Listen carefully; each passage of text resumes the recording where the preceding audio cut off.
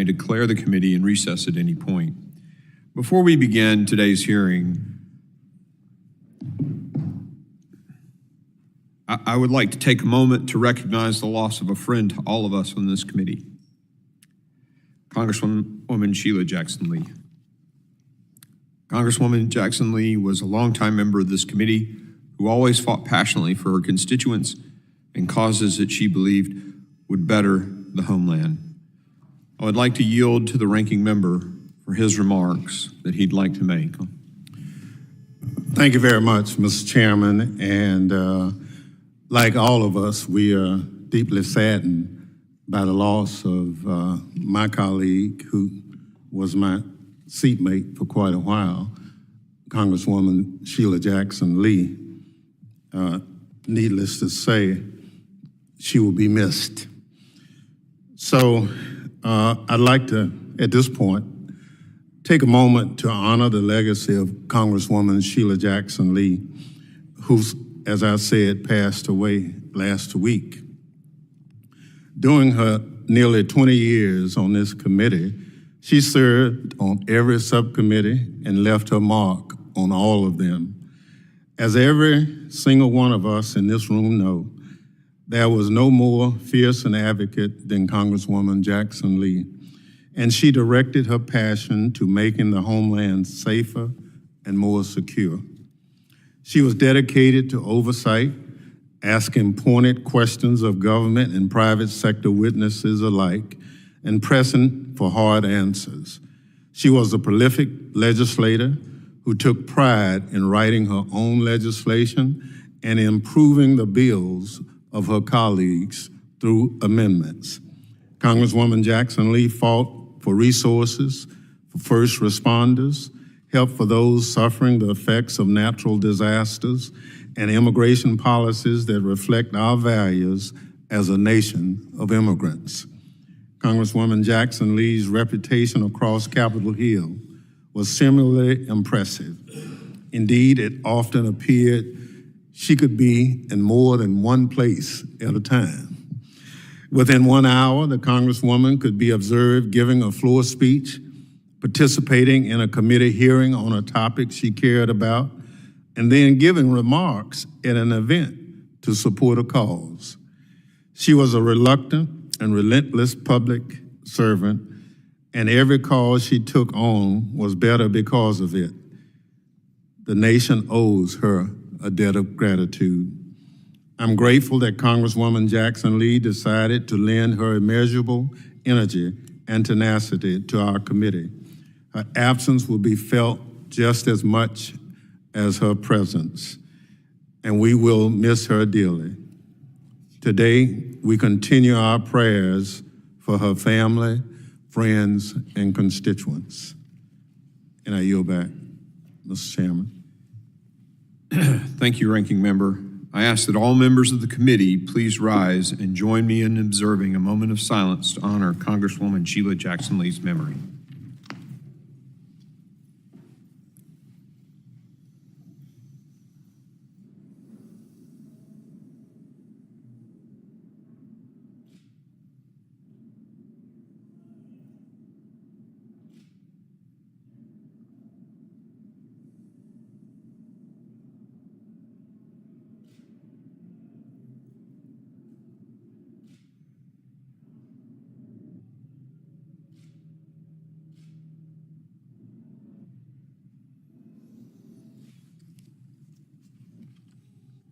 Thank you.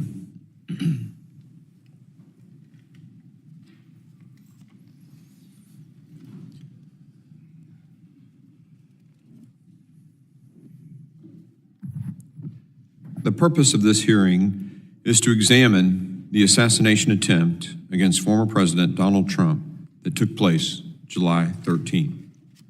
I now recognize myself for an opening statement. On July 13th, 2024, our nation came within an inch of an unmitigated tragedy and crisis. In Butler, Pennsylvania, a 20-year-old gunman mounted a building in plain view of former President Donald J. Trump's campaign rally, took aim, and fired multiple rounds. At exactly the right moment, however, President Trump turned his head to read a chart so that a bullet which would have pierced his skull instead grazed his ear. 3 others sitting behind President Trump on the stage experienced a different fate. 50-year-old Corey Comparator, a father and former fire chief, was struck and killed.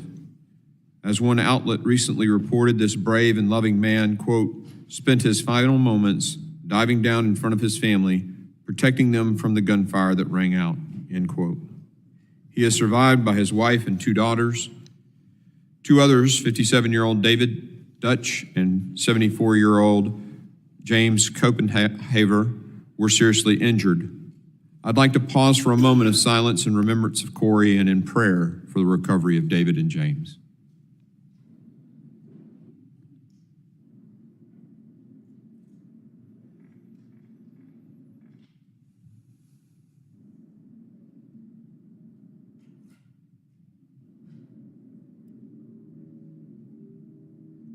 Thank you, everyone. This failed attempt on President Trump's life demands urgent and comprehensive congressional oversight. We must understand how it happened to ensure that changes are made so this never happens again.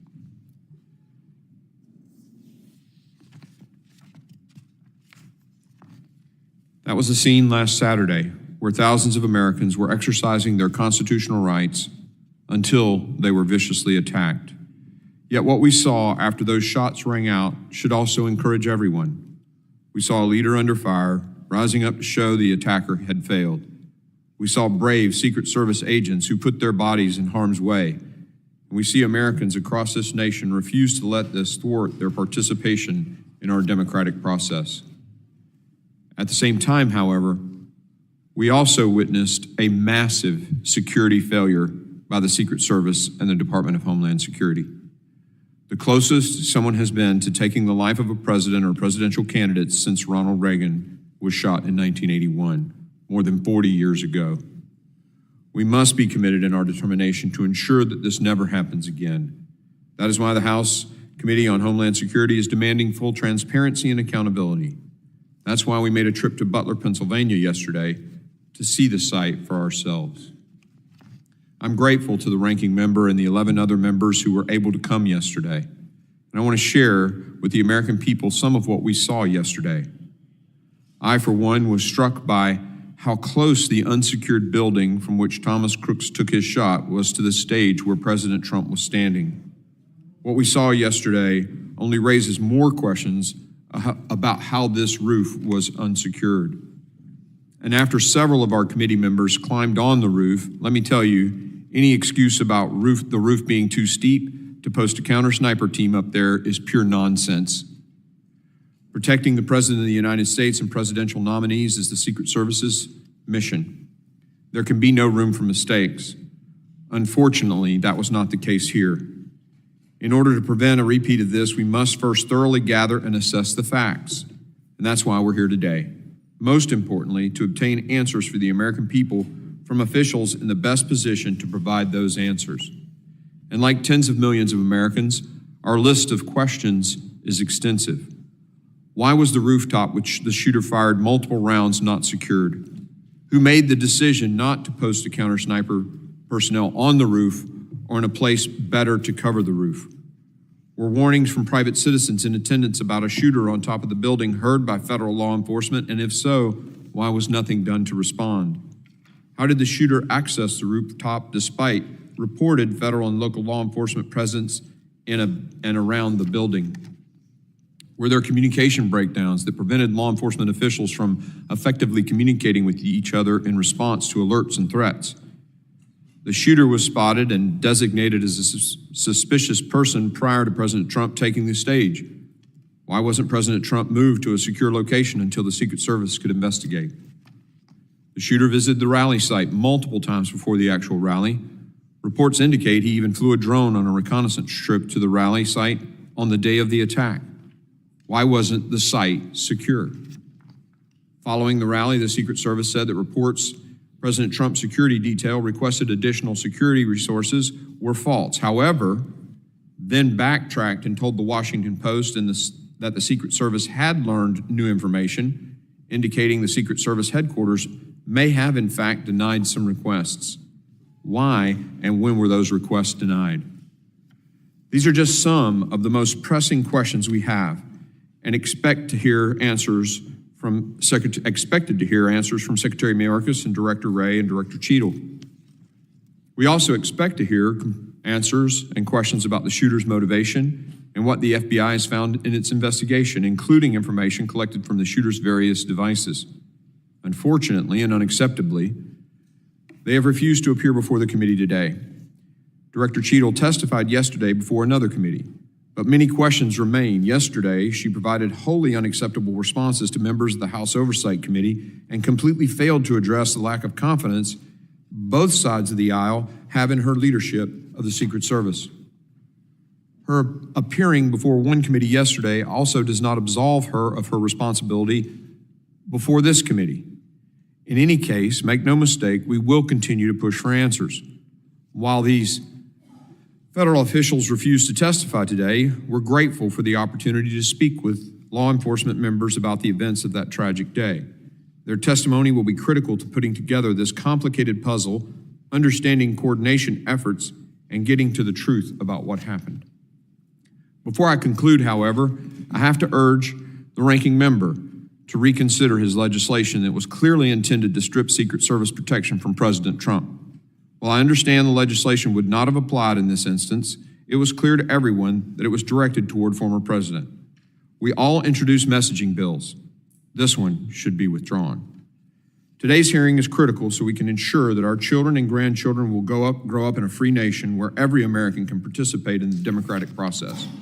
I hope every member will join me in getting to the bottom of what happened so that it doesn't happen again. I now recognize the ranking member, the gentleman from Mississippi, Mr. Thompson, for his opening statement. Thank you very much, Mr. Chairman, and good morning to everyone. It's been 10 days since a 20-year-old took his father's AR-15 rifle to a campaign event in Butler, Pennsylvania, shot the former president and two others, and took the life of an innocent bystander who died protecting his family. We're grateful for the brave law enforcement officers who responded to the heinous attack, and our thoughts and prayers continue to be with the victims and their families. Let me be clear at the outset of today's hearing. The Secret Service has a no-fail mission, and there must be answers and accountability for what occurred. The security failures must be identified and addressed to ensure that they never, ever happen again. That work is already well underway. The Federal Bureau of Investigation and the Pennsylvania State Police have active and ongoing criminal investigations. The Secret Service has begun an internal investigation.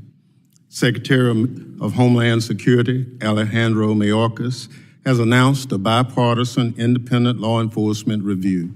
And later this week, Congress will vote on a resolution to establish a task force on the attempted assassination. This committee also has begun its oversight as well. Yesterday, as the chairman indicated, I joined a bipartisan group of committee members on a visit to the Butler Farm show grounds. We walked the site where the attack occurred. We saw the layout, buildings, and infrastructure for ourselves. We met with local officials and the county sheriff. Today's hearing is the next step in our oversight, and I hope it will be a productive one in keeping with the seriousness of the issue at hand. We must understand what happened in Butler and take corrective action to ensure the security of every Secret Service protectee. I hope to hear from our witnesses today about how state and local law enforcement work with the Secret Service and other federal agencies at these events and where coordination and communication must be improved. While we can have policy differences as Americans, we must be united in condemning political violence in all its forms. There simply is no place for it in our democracy. The attempted assassination is another tragic example of the threat high-powered weapons like the AR-15 posed to our communities and to police officers trying to keep us safe. These weapons have killed regular Americans from all walks of life: concert goers, church goers, movie goers, grocery shoppers, workers, and yes, even school children. I'm an avid hunter and law-abiding gun owner, but believe strongly that we must do more to keep these weapons off our streets and out of the wrong hands.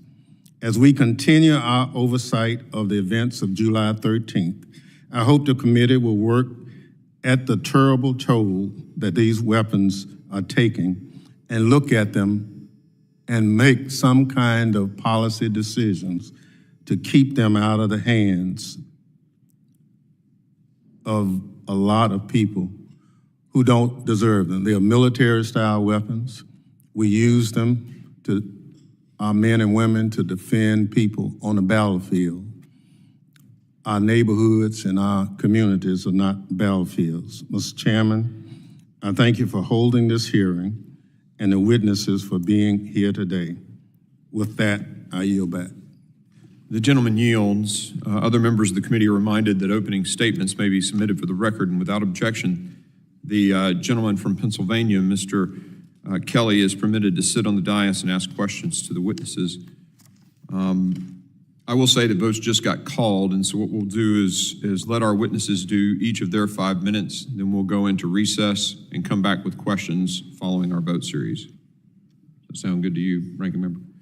I'm pleased to have an important panel of witnesses before us today. I ask that our witnesses please rise and raise their right hand. Do you solemnly swear that the testimony you will give before the Committee on Homeland Security of the United States of Representatives will be the truth, the whole truth, and nothing but the truth, so help you God? You may be seated. Let the record reflect that the witnesses have answered in the affirmative. I would now like to formally introduce our witnesses. Colonel Christopher Paris serves as the Commissioner for the Pennsylvania State Police. In this role, he exercises command, administrative, and fiscal authority over the Pennsylvania State Police, the 10th largest police agency in the United States.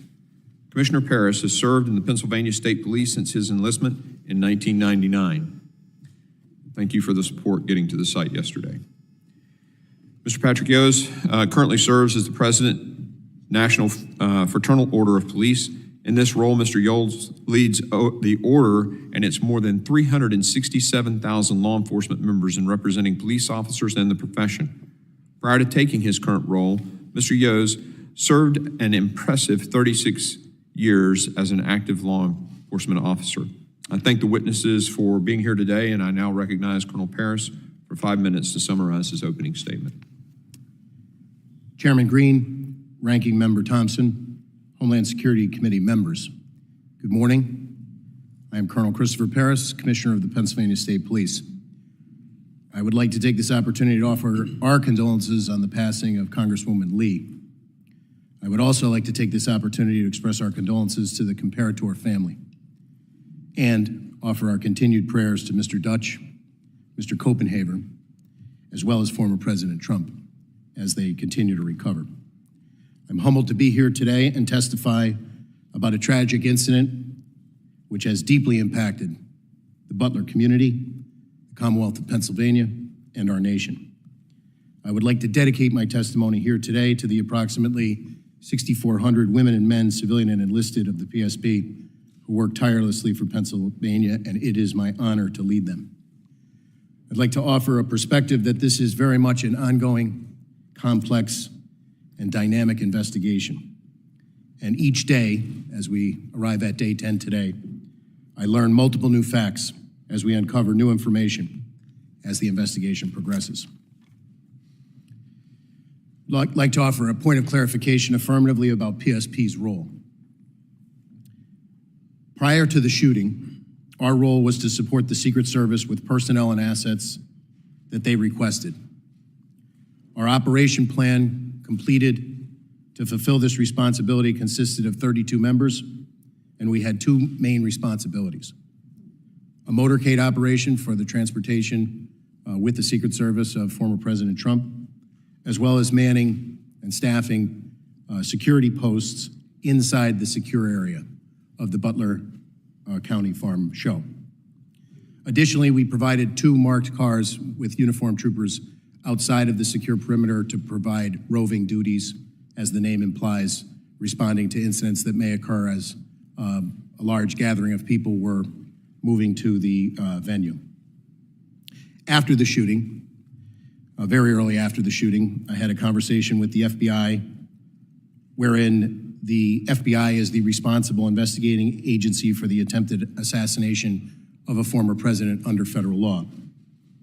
The same actions that led to that also led to the homicide of 1 Pennsylvanian and the attempted homicide of 2 additional, as well as the use of force by the Secret Service counter-sniper to neutralize the threat of Mr. Crooks, thus necessitating an officer-involved shooting investigation. So the PSP currently is conducting a criminal investigation parallel to and in concert with the FBI to identify any and all parties criminally culpable under Pennsylvania state law for the homicide and for the attempted homicides. And as I said, we are additionally conducting an investigation into the U.S. Secret Service counter-sniper who neutralized the threat posed by Crooks after he opened fire. I've been recently briefed about the Department of Homeland Security's commissioned after-action report. I can tell you that the Pennsylvania State Police will fully cooperate with that investigation, and it's my hope that I can answer some questions here today without sacrificing that ongoing investigation and prove to be of value to the committee. Thank you very much. Thank you, Colonel Paris. I now recognize Mr. Yost for 5 minutes to summarize his opening statement. Good morning, Chairman Green, Representative Thompson, and distinguished members of the House Committee on Homeland Security. My name is Patrick Yost, and I'm the National President of the Fraternal Order Police, the nation's oldest and largest law enforcement labor organization. I'd like to first take this opportunity to recognize a long-term member of Congress and a member of this committee, Sheila Jackson Lee, for her contribution to great work done here in Washington. I want to thank you for providing me with an opportunity to appear before you today on behalf of the 377,000 members of the Fraternal Order of Police as this committee examines the attempted assassination of former President Donald Trump just 10 days ago. Before I begin my testimony, I want to express my admiration for the Secret Service agents who jumped into action and protected the former president. Rarely does the public witness just how selfless these agents are, placing themselves between flying bullets and their protectee. They, along with state and local law enforcement officers on the scene that day, demonstrated extraordinary courage.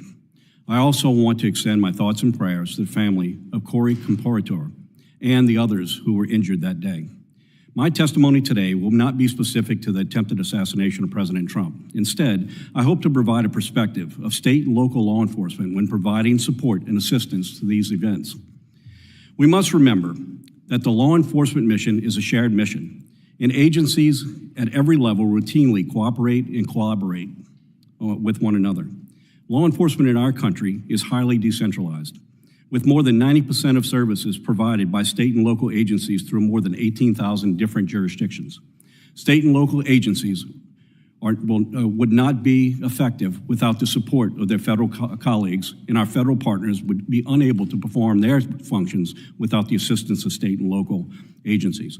Anyone suggesting that the United States Secret Service not rely on state and local agencies at these events is simply uninformed. At these events, local law enforcement works under the direction of the United States Secret Service, which must ensure that all agencies involved at the event have a clear understanding of their roles and responsibility. Law enforcement agencies provide valuable community insight that can be crucial in identifying potential risk and issues. They contribute resources, personnel, and support that augments the capabilities of the U.S. Secret Service to ensure that there's adequate staffing and all contingencies are covered. Local law enforcement should be part of the command post and communications center to facilitate real-time information sharing and rapid response to emerging situations. This collaborative planning process ensures that all potential risks are identified and mitigated, and that local officers are fully integrated into timely and coordinated responses. Our presence is a vital part of the security matrix, but the United States Secret Service ultimately is responsible and is the final arbiter of any security matters affecting their protectee and the public. Clear and constant communication between participating agencies and the United States Secret Service is crucial to ensure the security of the protectee and everyone at the event. All this said, there were critical failures of security at the event in Butler. It is important that we learn from these failures to better provide safety and security for our leaders moving forward, as in public also attending these events. In the coming election, we will have extraordinary challenges placed on our Secret Service as they provide security at sites all across this nation over the next 4.5 months. And I'm confident that state and local law enforcement agencies are well prepared and ready to assist the United States Secret Service in this mission. I want to pause for a moment, and I want to flag another issue that often creates unnecessary obstacles for agencies within working together in real time, and that being interoperable communications. In the aftermath of 9/11, Congress wisely established FirstNet to address the voice and data communication failures faced by officers, partners, and first responders. To facilitate full use of FirstNet's advanced capabilities, we strongly urge Congress to ensure that our nation's public safety organizations at all levels of government are aware of and fully leverage the critical communication lifeline. Further, Congress and the FCC must take all necessary steps to guarantee FirstNet's continued success and evolution. In conclusion, close collaboration between Secret Service and their advanced teams and in local law enforcement agencies provide indispensable support that ensures the safety and security of our nation's leaders and the public. These collaborative efforts should exemplify the very best in our interagency cooperation and underscore our collective commitment to national security. I want to thank you for the opportunity to appear here today, and I'd be more than happy to answer any questions. Thank you, Mr. Yos. And Colonel Paris, I just want to make sure I say this. You feel comfortable at any time to say, I'm sorry, this could compromise the investigation. These guys get this all the time. This is classified information. They're accustomed to that. So just, they're gonna be cool with that, I assure you. Members will be recognized by order of seniority when we come back from votes, but we will take a recess and return 10 minutes after the last vote.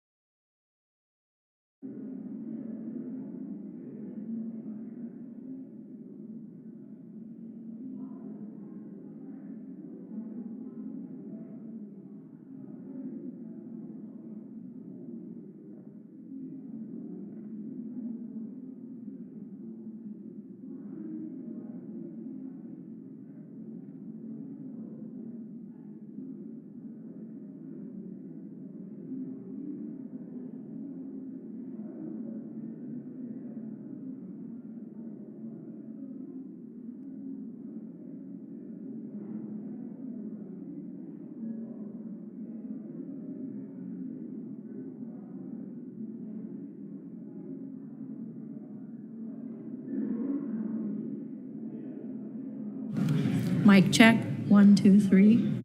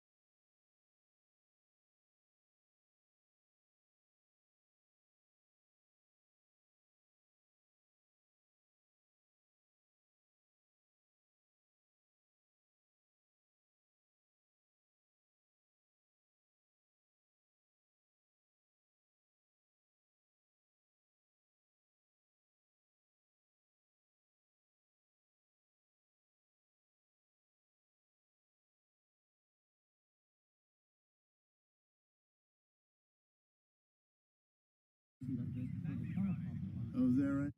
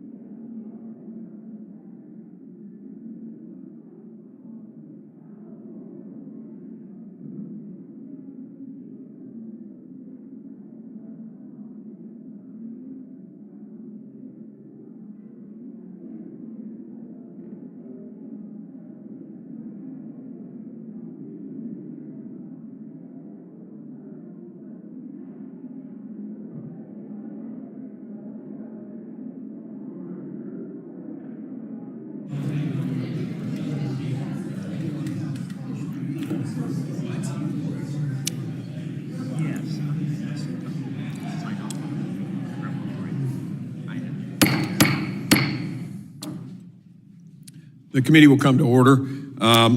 Members will be recognized in order of their seniority for their 5 minutes of questioning. An additional round of questioning may be called after all members have been recognized. I now recognize myself for 5 minutes of questioning. Colonel Paris, typically these events, do they typically have two control rooms or two sort of tactical operations areas where the Secret Service is in their sort of spot and the local law enforcement is in their sort of command center? Is that how it's typically done? I would say from my experience and from state police operations, to include this event as planned in our operations plan, we had integrated communications by having our PSP personnel in the Secret Service command post. So your person was in there, in that command post on this event? Yes, sir. Do you know if the local sheriff had anybody, or the deputies that were also provided, the local guys? I would be remiss at this point to say I knew an exact okay. listing of everyone in that command post. The sheriff yesterday told us he did not. Would you expect him to have had somebody there? So I would say generally, there's a lot of talk about interoperability and communications. The state police, for example, operate our own statewide radio network. So we have the ability to, if we have an incident, a long protracted incident, for example, where we need to patch other agencies in, we have the capability to do that. However, Secret Service, for example, maintains some additional encrypted communications. So the best way to integrate unified command Is physically present in the correct, command that site. would be our. Yeah, that's how the Army does it in the military. I would expect our commanders to have personnel in there so that we could have radio communication as well as a redundancy in the operations plan with a telephonic backup. Do you know if in this particular case, I mean, normally they sweep these sites with dogs. Was a K-9 team used here for this event? I do not know. I have not seen the Secret Service operations plan. I've asked for it. I have yet to receive it. I did double check. That was something that PSP could typically offer to the Secret Service if they requested it. And I did verify that in this event, we did not provide any dogs. Okay. As I understand it, there wasn't one, but you'd expect one in a situation like this. So I want to be clear that when the Secret Service interfaces with the state police for whatever protectee and level of protection they're endeavoring to provide, the Secret Service is the lead agency. So as per the earlier statement of 18,000 law enforcement agencies across the United States, it would be very difficult, I would assert, for the Secret Service to operate all across the United States and have each individual agency telling the Secret Service how the operation should be run. They're the lead agency. If that was something that their protocols called for during the initial meeting when preliminary steps and agencies were brought together, that would be something that would be discussed typically. The AGR building, did your guys on the ground there ever voice concerns to the Secret Service for not putting somebody on that building? So I suppose the best sequence of events that I can give you is that PSP was notified by email on July 5th about this event. There was an initial planning meeting where we had commanders present on Monday, July 8th. So over Tuesday the 9th and Wednesday the 10th, those commanders that we designated, basically our orders are from the front office, my team on down. You know, we work collaboratively with the Secret Service, collaborate, give them what we can. The final walkthrough occurred on the 11th. Present at that meeting were the two commanders that were tasked with both staffing the security checkpoints on the interior of the secure perimeter, as well as the commander who was going to be in charge of the motorcade. But in addition to that, a PSP area commander was on that walkthrough, holding the rank of major. Could you share a little bit of insight? I appreciate the timeline, but could you share a little bit, because I only have about a minute. I apologize. Yeah, the specific to the AGR building. So on that walkthrough, our area commander asked specifically who was responsible for the AGR building, and we were told that Butler ESU was responsible for that area by several Secret Service agents on that walkthrough. Okay. All right. One last quick question. real quick, I mean, I'll let you comment about it. The slope of the roof, would that have prevented a sniper from being up there? I don't believe so, sir. Okay, thank you. I yield. I now recognize the ranking member for his 5 minutes of questioning. Thank you very much. Commissioner Parrish, you talked about your tenure with the Pennsylvania State Police. Have you worked other events where a presidential candidate or the president has come to Pennsylvania? Yes, I have, sir. So this would not have been an unusual occurrence to participate. I ran the numbers. We typically do about 20 missions a year, the low 20s a year in a regular year. We're already in the low 20s this year, being an election year. So our commanders in the field who interface with the Secret Service to plan and provide support are on a routine basis. I wouldn't say an everyday occurrence, but a fairly routine basis. Okay. So can you walk us through the Pennsylvania State Police's interaction with the Secret Service? You kind of started off giving us from the point of contact that an occurrence was about to happen. Was there anything particular about the Butler, Pennsylvania event that stands out as regular, irregular, or anything? I would say, not to my knowledge, based on our discussions with our commanders who planned it, it progressed along a normal timeline. They attempted to give the Secret Service, and I believe provided the Secret Service with everything they were requested. So your role on that day in terms of the state police was what? So I would classify it as in a support role, and the two main areas of responsibility for the state troopers that were assigned that day were those participating in the motorcade to get former President Trump from his point of landing to the venue in Butler County and back, with several other additional entities that were requested by the Secret Service. And then on site, we had to staff security posts that were determined by the Secret Service. All of those posts were inside of the secure perimeter of the Butler County Farm show. I guess I was one of those individuals who traveled to Butler. Just for my information, have you had any interaction with the FBI or anything as they look into the investigation as to what you or your men observed on that day?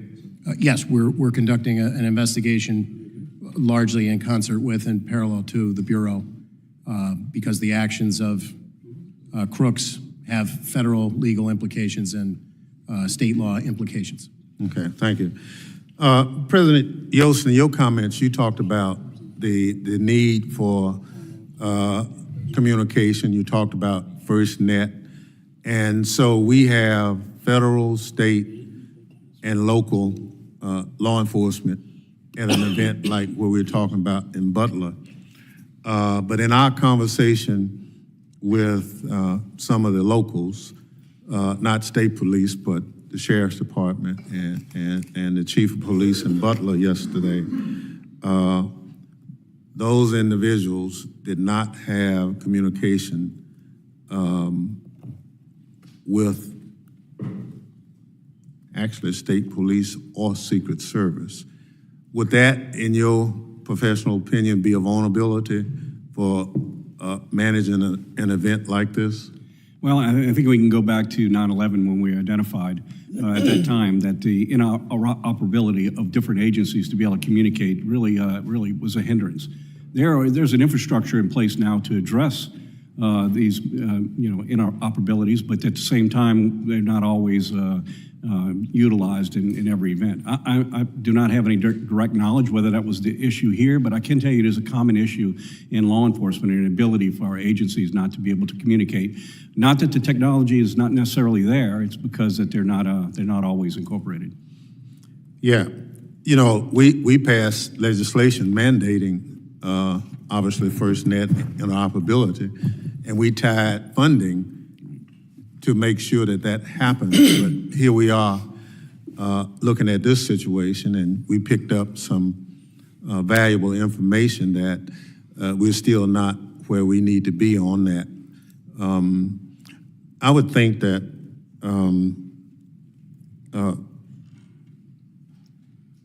Colonel, the role of the state police is invaluable, but it appeared in talking with some of the local officials, as you say, it's just, you're not primary, you're kind of secondary in that role, that we need to somehow, as a committee, look at how do we enhance the overall mission so that we have no gaps. So I look forward to the work of this committee, identifying the gaps, look at the after action review to close those gaps. So just to tell you one, Butler, Pennsylvania has no permitting process for events of that size. So you can announce it and hold it, and local government doesn't really have anything to do with it. And we were assured by local government that they would try to fix that. That they said we have to be more involved in events of this size, so that if this was not the best venue, then that permitting could have gotten engaged and suggested an alternate venue, those kind of things. So thank you very much. I yield back. The gentleman yields. I now recognize Chairman McCall for 5 minutes questioning.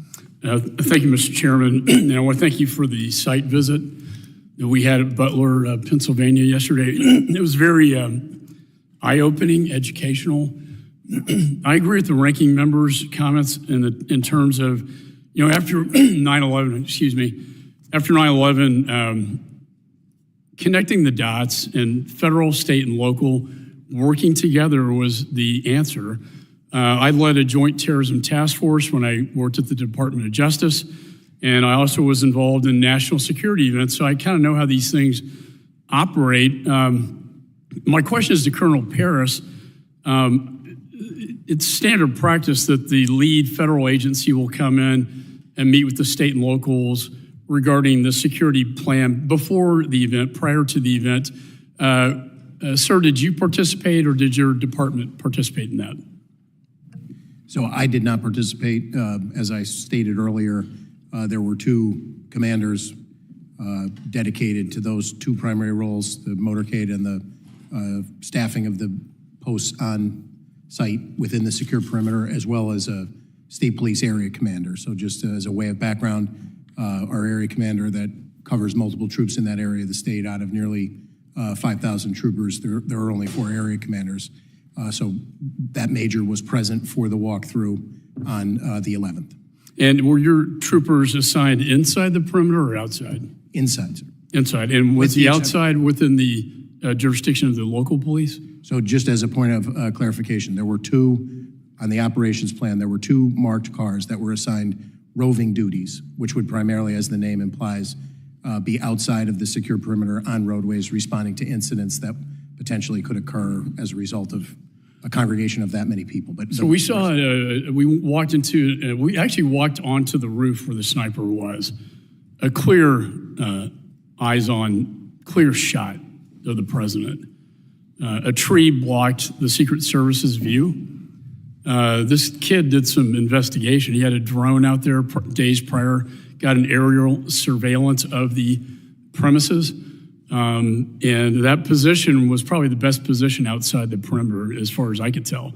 There was also a water tower that would have been a perfect spot for Secret Service. Were you aware of any presence of Secret Service in this water tower? I was not. And you're aware of what I'm talking about?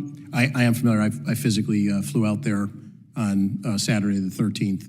It was still very much an active crime scene, so I did not walk the roofs, but I did. On the adjacent building, we got a tour of that as well, where I believe the local police were positioned. There were 3 windows. The first one had a plain view of where the sniper would be. However, they were stationed in the second and third windows. Are you familiar with this at all? I am not, from the standpoint that I have not seen the Secret Service's operations plan, and our deference would be to them to assign Butler ESU right. According and to. They were apparently local counter snipers Do you know if they should have been assigned to the rooftop? I would defer to there are many ways that you can cover. Obviously, positioning people on the rooftop would be one of those. No, but going to the actual site, way too close. He should never have been allowed to get on top of that building. And I don't know how, and I know he was on your radar inside the perimeter. You seem to have lost him, and somehow he finds his way up to the rooftop unimpeded until a local law enforcement officer crawls on top of the roof and looks at him, and he points his AR-15 at him. My question to you is, what was the communication like that day? Typically, Secret Service has one channel for them, the other channel for state and locals. Was there any communication to identify, hey, this is not a local police officer, this is in fact an unidentified individual on the rooftop? Was that communicated to the Secret Service? So my belief, as I sit here today, is that we did have integrated communications from members that were inside of the Secret Service command post. Completely deferential to the ongoing nature of the investigation. I have an understanding of a sequence of events, but I would like to draw a distinction between a sequence of events, meaning... So my theory is that they thought maybe he was an officer, but then they find out he's not. The thing I find interesting is that the counter-sniper Secret Service, within seconds of the shots on the president, kills the suspect. That tells me he had him in his sights. Maybe he was not aware of who the individual was not identified. But I know within seconds after the shots were fired at the president, the threat was eliminated. Lastly, I just want to end with this. This was actually astonishing, and I want to get your confirmation. He had a detonation device with him, and 2 of his bombs were located in his car that was parked on the other side of the perimeter. Seems to me a good theory would be that he was going to kill the president and then detonate his car, causing a diversion, and then escape from the crime scene. Are you aware of any of this? I am aware of the presence of the device on his person. We were aware of that very early on, and that was a serious tactical consideration in the hours in the immediate aftermath as we worked that crime scene. But to your point about his ultimate theory or what his ultimate motivation was, that remains under investigation. And he had a rangefinder on him as well. That's a big red flag. I yield back. Gentleman yields. I now recognize the gentleman from California, Mr. Swalwell, for 5 minutes of questioning. Violence has never been the answer. And I thank both of you for your service in law enforcement and testifying today. Violence has never been the answer. Not on a certain day in January and not on a day in July. I remember I was 12 years old and my dad, I was on the way to school on a cold day in January, and my dad, who was a cop, stopped me as I was about to leave, and he wanted me to watch the television. His guy had just lost a presidential election, and some young kid from Arkansas was about to be sworn in as the new president of the United States. My dad was burned. He really liked George Bush. He did not like Bill Clinton. But he told me to stop and watch the television coverage of the inauguration because he said, look at that, son. He said, that's what makes us so special. My guy lost, this guy's getting sworn in, and not a shot has been fired. That's what makes us different. Violence has never been the answer. It's despicable that somebody thought they could take a shot at the former president and change the course of history. We don't know much about the political beliefs of this individual. We know he was a 20-year-old male, registered Republican, gun enthusiast, also had researched the DNC, also had researched President Biden, also had researched Leader Hakeem Jeffries. We don't know what led this madman to try and kill the former president. But it's despicable. And the people who went to that rally deserved to hear, without violence, the candidate that they were supporting.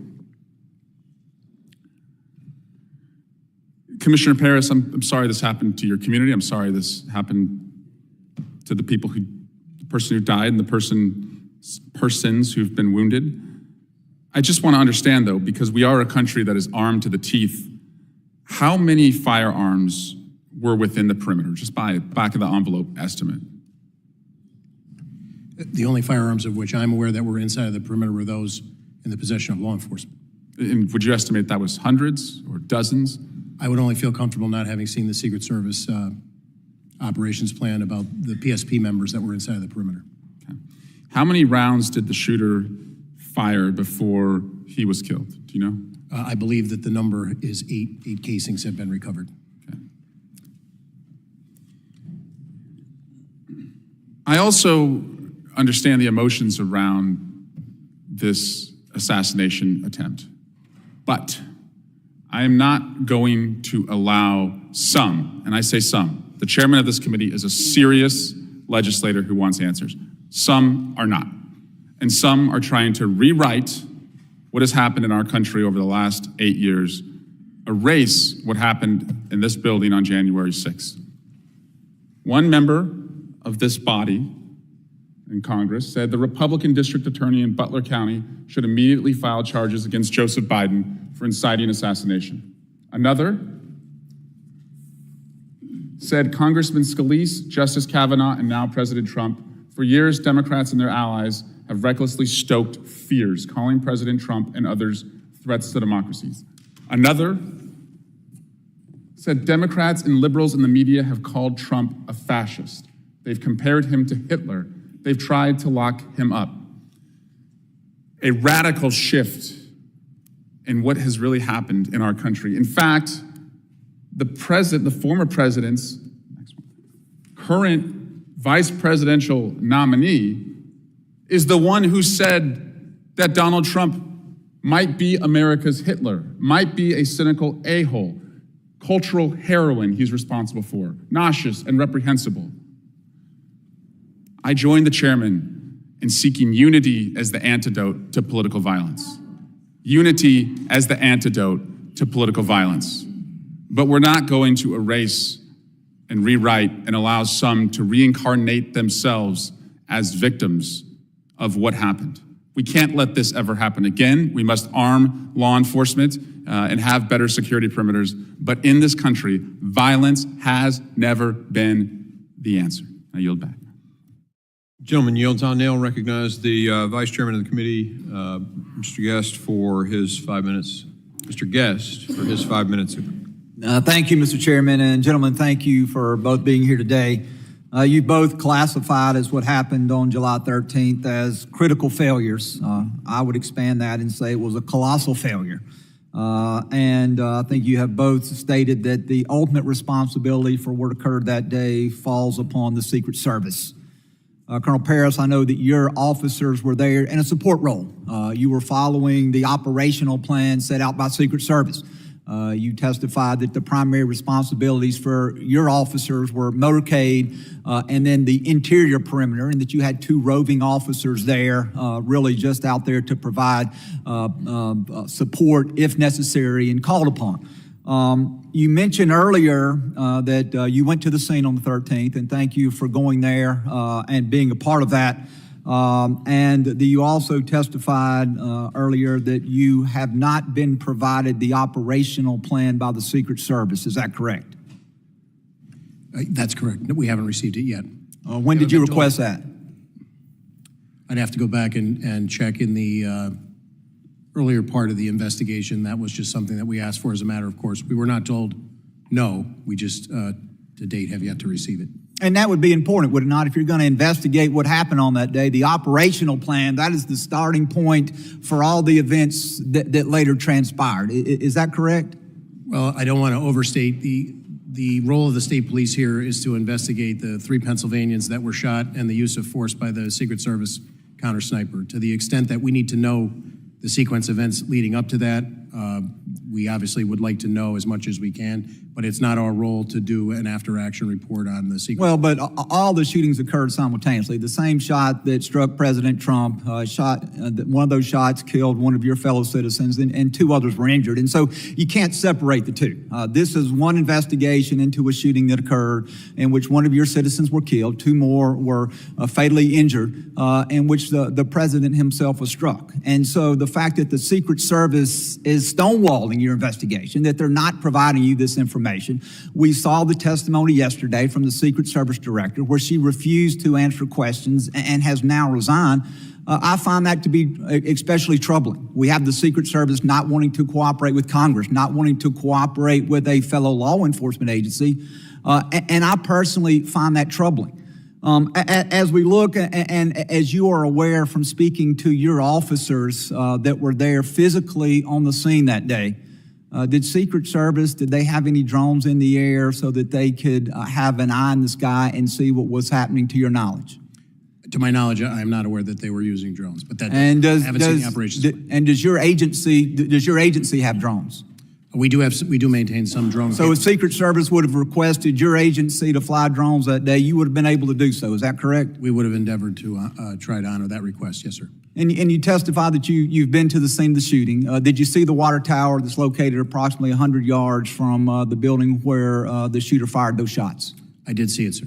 And would it have been possible to have put an officer, and again, that's not your responsibility to do that, that's the Secret Service's, but would it been possible to put an officer there looking down on the scene of the rally and the building where the shooter occurred? Would that have been something that would have been possible to do?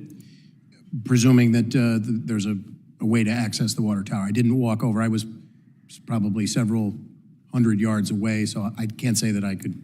And if you had an officer up there, that would have provided you a strategic viewpoint of the events that were transpiring below, correct? I would agree. Tactics, height gives a tactical advantage. Yes, sir. And then I want to ask you also about the roof where the shooter was located. You said you didn't go on the roof, but you viewed the roof. Is that correct? Yes, sir. The Secret Service director, prior to her resignation, said that she did not put anybody on the roof because it had a sloped roof that would have created a safety concern. Now, I was in Butler, Pennsylvania yesterday with many members of this committee. My fellow member, Carlos Jimenez, who is 70 years old, and I guess he doesn't mind me saying that since he has put that information out there. There's video of him easily traversing the roof, walking across the roof, and even though he is some 50 years older than the shooter. And so my question is, do you agree with the assessment of the former Secret Service director that the roof was so sloped that it created safety concerns? I can't agree with that statement, sir. All right, thank you very much. I'm out of time and I yield back. Gentleman yields. I now recognize Mr. Correa for 5 minutes of questioning. Thank you, Mr. Chairman, and I want to thank you and the ranking member for putting together the trip to Butler yesterday. Good, eye-opening trip. And Colonel Paris, thank you for hosting us out there. I certainly hope that the Secret Service does cooperate with us in our investigation as to what went wrong. Secret Service has to be 100% correct all the time. There's small force, 2,300 plus maybe 1,300. So you local, state, local police officers are the force multiplier. And to hear you say that miscommunication was an element here is unacceptable. We talked earlier to the fact that FirstNet was put together post 9/11. It's a little bit over 20 years ago. And to hear that we still don't have the technology for people on the ground to talk with each other is of concern. It's even of greater concern to me when I was taking a tour of that farm in Butler, Pennsylvania yesterday.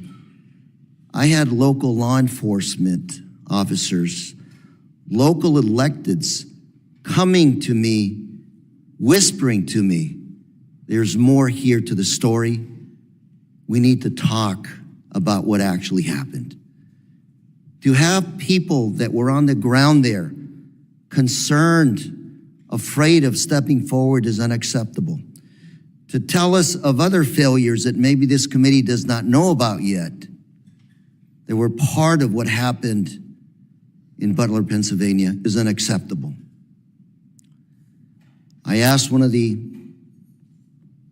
officers, safety officers, could you talk to the Secret Service? Said, no, we can't communicate. Took us 15 minutes to communicate with them. Local elected official who said, I have other stories that I need to talk to you about when you have a moment. Ladies and gentlemen, we're 4.5 months away from this election. Pennsylvania is a battleground state. You will have these kinds of events again. And to know that we don't have the facts, let alone execute a plan to fix the holes, is unacceptable to our democracy and to our country. We can talk about the facts. The facts are a lot of things went wrong. Let's talk about how to fix it. Fix it now. And I think we start with accepting the fact that things went wrong and that we need more resources. Colonel Paris, your volunteers, your officers that you put on the line to help the Secret Service, are they actually compensated somewhere for their overtime, their extra time they're out there? They're in a paid status, yes. They're not, we assign them to those duties, and if they incur overtime as a result of the contract, the contractual bargaining agreement, we pay them. So let me ask you something in the minute and a half I have left. One of the local officers there, after we spoke a while, I said, well, let me summarize what you just told me. You're asking me who's in charge. And he asked me, yeah, I want to know who's in charge. I said, well, let's talk some more. And he said, Lou, we don't know if it's the campaign or the Secret Service that's in charge here. Said, if I called for a row of dump trucks to be put up behind the stand, it wouldn't happen because the optics would not be good for a campaign rally. I want to know who is in charge protecting our national candidates. And Mr. Chairman, I'd like to see if we can ask those tough questions. This is not a Democrat or Republican issue. This is about trying to come up with some rules, protocol to make sure this does not happen again. After the events, we can sit here, we can point fingers at each other and talk about partisanship. It's not going to fix our democracy or electoral system. Mr. Chairman, I do hope we go back and talk to a lot of those folks who are not here today, who wanted to talk, who weren't invited, and a lot of people, even if we invite them, are not going to talk. Because frankly speaking, they want to keep their heads down as the shooting continues. Thank you, Mr. Chairman, and I yield.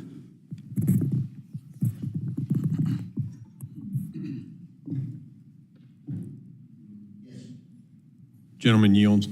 I now recognize Mr. Bishop for 5 minutes of... Thank you, Mr. Chairman. Colonel Paris, are you aware whether any law enforcement officer or officers was or were posted in the second floor window of the AGR building? I am aware, yes, sir. And what is the answer? To my knowledge, there were 2 posted there from Butler ESU. And you said Butler ESU. What is the acronym ESU stand for? Emergency Services Unit. It's a team that's comprised of multiple agencies that pool resources on a county or several county basis in order to enhance capabilities and training and be able to respond. Basically, a mutual aid agreement is my understanding of it. Is it sort of like a SWAT team? They are trained in SWAT tactics, to my knowledge. So yes. how many ESU officers were posted to that second floor window? So I am aware that 2 were in the building, but again, I have not seen the Secret Service operations plan. Do you know, well, you say in the building. Were they in a window, a window out onto the scene? From briefings that I have been given, I was told they were in a window, yes, sir. Did they remain on post? I was told that at a certain point, they began searching along with other local officers in the immediacy before after Crooks had been identified as suspicious by them. By them? My understanding is that they identified Crooks for not matriculating. He never, to my knowledge, Crooks never made it through the secure perimeter into the venue space itself. That he was identified by those members as suspicious in part because of that. And then at some point, he produced the rangefinder, which heightened that suspicion. So Representative Crane took a video on site yesterday. I'd like staff to put that up. It's just very short. There's a few seconds. They can do that.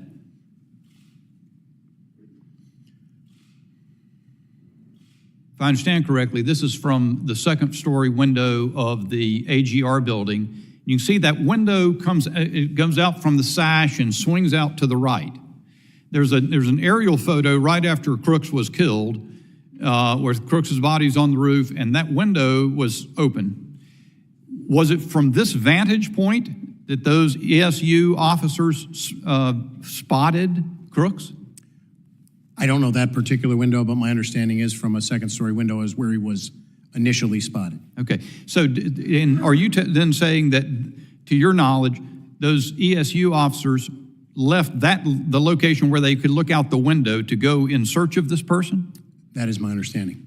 Sometime before the time between the time he was spotted on the ground and identified as someone suspicious until the shooting, they had left that post to go look for him. Is that what you're saying? My understanding is yes, along with other municipal officers that responded to that area.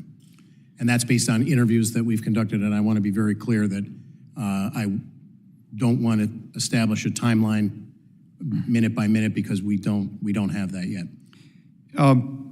I think that's revelatory. I haven't heard that information. I did hear before that and there's a local news station. Well, there's a local news station report from July 17 that says that local law enforcement were told they couldn't be responsible for securing the AGR building during the Trump rally. And of course, you've testified a moment ago or earlier in this hearing that it was your understanding that the meeting with the Secret Service on the site was that ESU was going to handle the AGR building. Which is it? Do you know? My understanding is what my initial answer was. Okay. You also, in response to Mr. McCall, you started to say something. You were saying that you did have integrated comms, and you were saying you were deferring to the ongoing investigation, but you have an understanding of the sequence, and then he cut you off and went on to another question. Do you know what you were about to say? Do you remember that?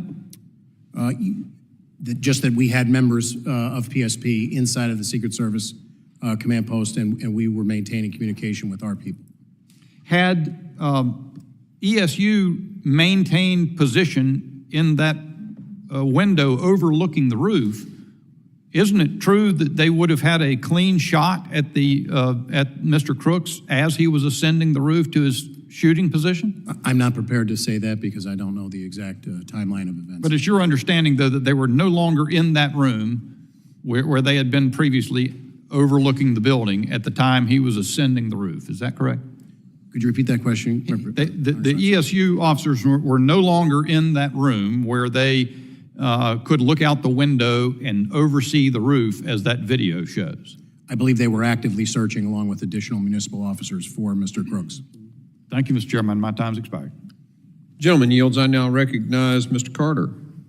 Thank you, Mr. Chairman. Minutes.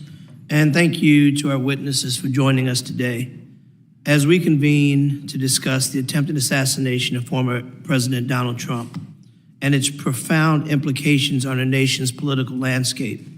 It is imperative that we recognize the growing threats to our homeland. The failure of the Secret Service to protect former President Donald Trump must be thoroughly investigated and addressed to ensure such an incident never happens again. Violence has no place in political discourse, regardless of our philosophical differences, our parties, or our beliefs.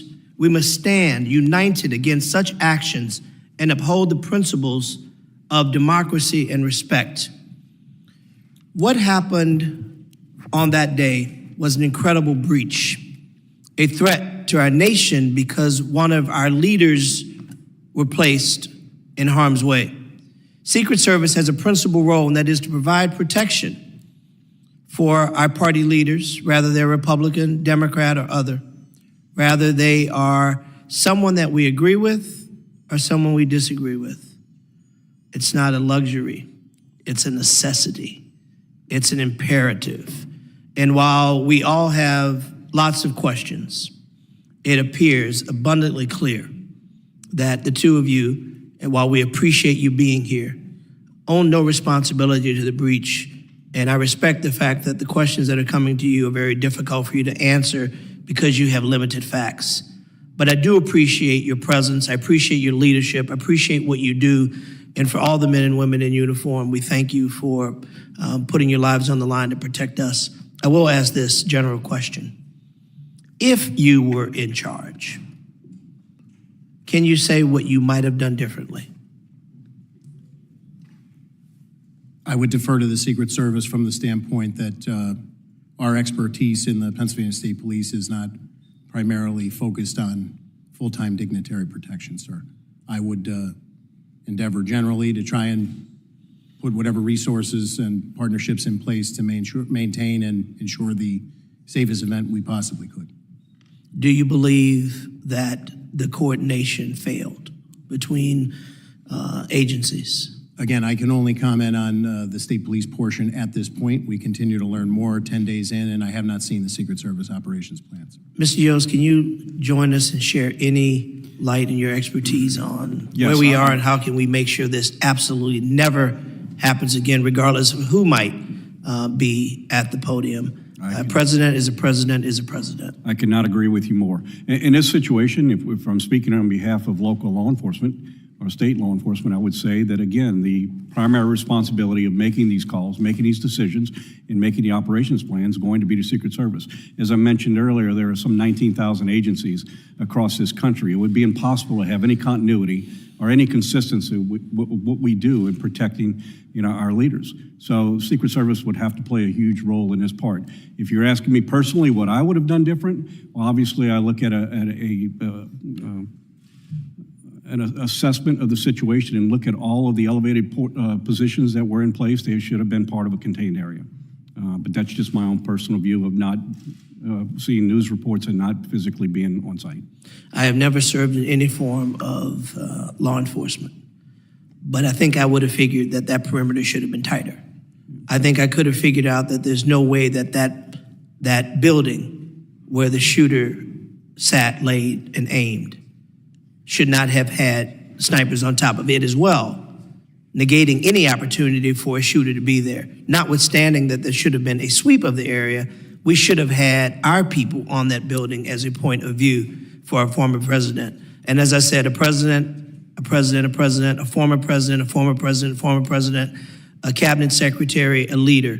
We deserve to have answers to these questions, because when we don't have answers, those who would rather divide and create theater by saying things that aren't true and they know aren't true, distorting facts, and trying to suggest that somehow people played an active role. Listen, the American people deserve the truth. And so I am imploring that we have somebody at these tables that can answer the questions, the good, the tough, the uncomfortable, the comfortable, because the American people deserve to know. This is something that should have never happened. And we as a committee, in a most bipartisan fashion, should stand together to make sure that we send a message always, that we will always protect our leaders, whether we agree with them or not. Mr. Chairman, I yield. The gentleman yields. I now recognize the gentleman from Florida, Mr. Jimenez, for 5 minutes of questioning. Thank you, Mr. Chairman. Colonel Paris, you said the United States Secret Service, Penn State Police was there, Butler ESU was there. Any other law enforcement agency there? According to the operations plan that PSP put together, there were elements from Butler County Sheriff. Deputy sheriffs were on some of those interior posts, and thus they were on our... I just need the answer. Yeah, I apologize. There are the one additional ones that I could name would be Butler County Sheriffs were in our operations plan. Pittsburgh City Police provided assets to the motorcade, and I believe Allegheny County Police also. You said that you were in the Incident Command Center, that your agency was in the Incident Command Center with the Secret Service. Yes, sir. Well, all the other agencies in that command center? I believe that some of those agencies were represented, but I can't definitively tell you. We need to find the answer to that. It was Butler ESU in that command center? I was told at one point that there was a representative in there. How long and over what period, I'm not sure. I'm aware of 3. So the agency that's in charge of the outside perimeter, actually the agency in charge of the greatest threat, because when you stand at the podium, and I stood there, and when you look, all you had to do is look around. There's the greatest threat right there. It's 100 yards away. It's elevated, direct line of fire to the president. I stood on that roof. No problem standing on that roof. And yes, I am 70 years old, okay? Very youthful. So the timeline is very important here. If, in fact, they thought that Mr. Brooks was so suspicious that they actually pulled the ESU counter snipers away, because there were counter snipers, what I understand, in that window, a way to look for him. And from what I understand the timeline, it's about 20 minutes before the president came out. Was that information relayed to the Secret Service, that they were looking for a suspicious individual and that people had been pulled away to look for that suspicious individual? Was that relayed to the Secret Service? I believe that it was. And was that relayed to the Secret Service, the team that surrounds the president himself? I can't answer that. Well, if it wasn't, that's another big mess up. And I can tell you, this is just one of a bunch of mess ups that I've seen. One of them, question that I have is, why in the world was that team from ESU in the building to begin with? Why weren't they on a rooftop? And it was a hot day, right? And so that's another question that I'm gonna, why were you assigned inside a building when you have a little window, it's like this big, right? And your line of sight out of that window, unless you stick your head out of the window, is pretty limited, your view. So why were you inside, not outside? Who said for them to be inside and not outside? What did the Secret Service tell you were inside the perimeter, right? Yes. For the most part, you were inside the perimeter. Me personally, or No, I'm saying your agency was inside the perimeter. But actually the biggest threat was outside the perimeter.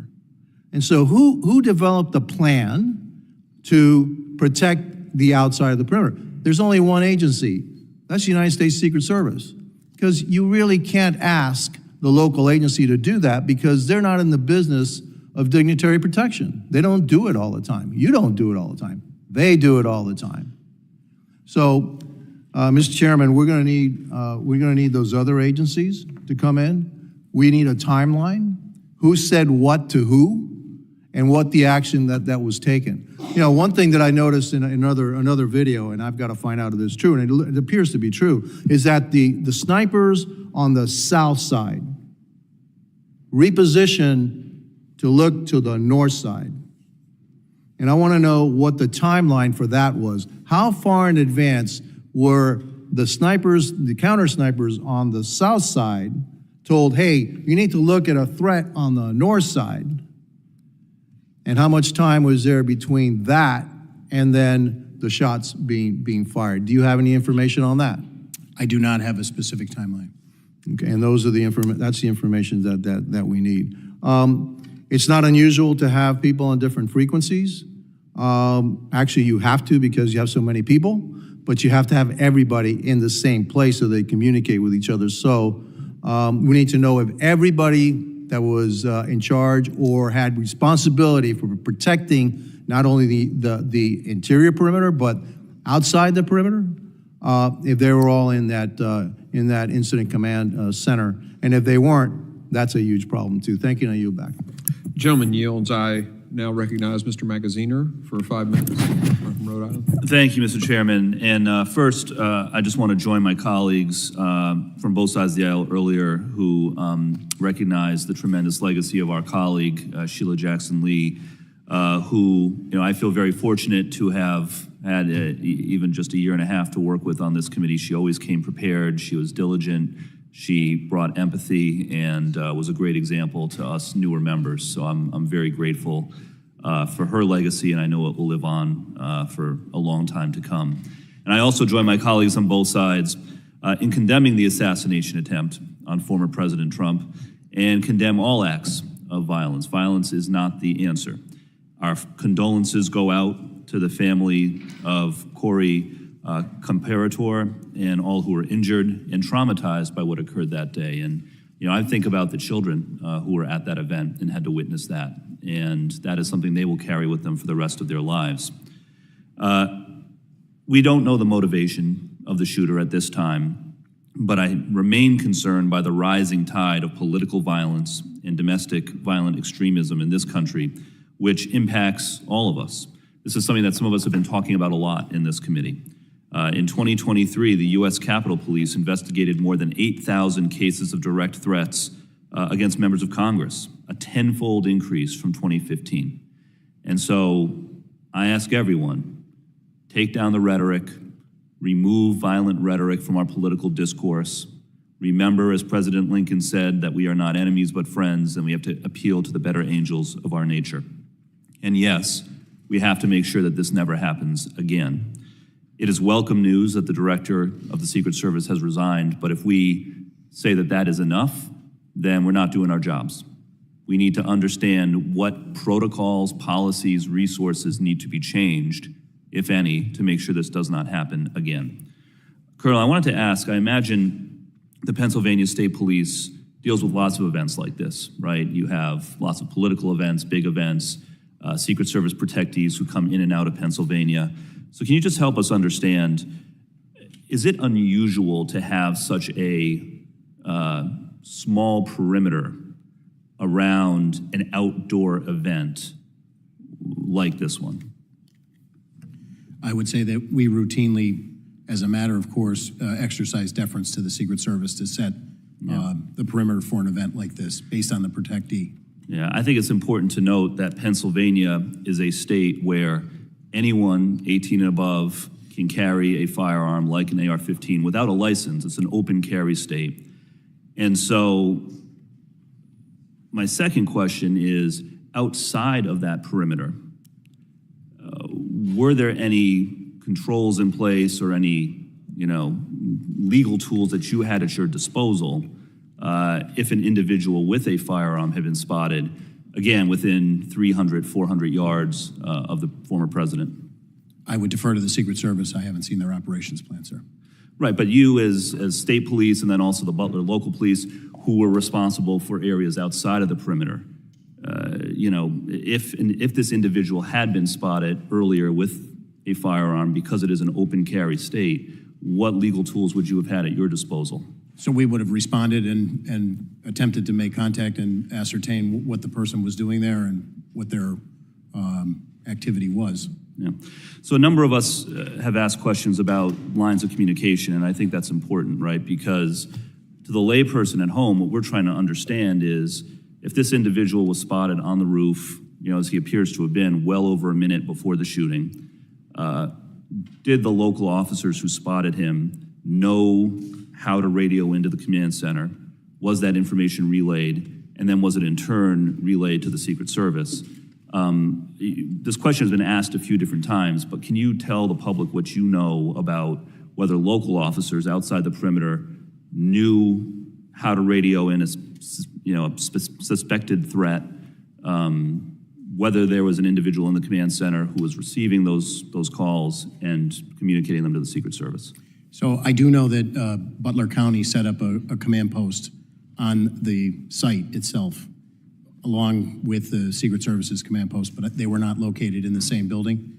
The exact communication between municipal officers and that command post or the county dispatch that they would rely on. The state police have our own statewide dispatching. We can communicate with the dispatching centers telephonically and through electronic means, but we maintain separate dispatching systems, so I would defer to... So the locals were not included in the Secret Service Command Center, The state police was or was not? The PSP, I can assure you the PSP was in there. Yeah. Additional people, I was briefed on one occasion that there was a representative from Butler ESU that was in there. When they were in there and the length is not really a focus at this point of our investigation into the homicide and the attempted 2 homicides, as well as the officer-involved shooting. So that sequence of events has come up pursuant to us investigating that, but I am very remiss to give you a minute-by-minute timeline and what the communications were. Thank you. I yield back. Gentleman yields. I now recognize Mr. Pfluger for 5 minutes of questioning. Thank you, Mr. Chairman. My deepest sympathies to the family of Sheila Jackson Lee. We worked very closely together on many things, and she was an excellent member of this committee.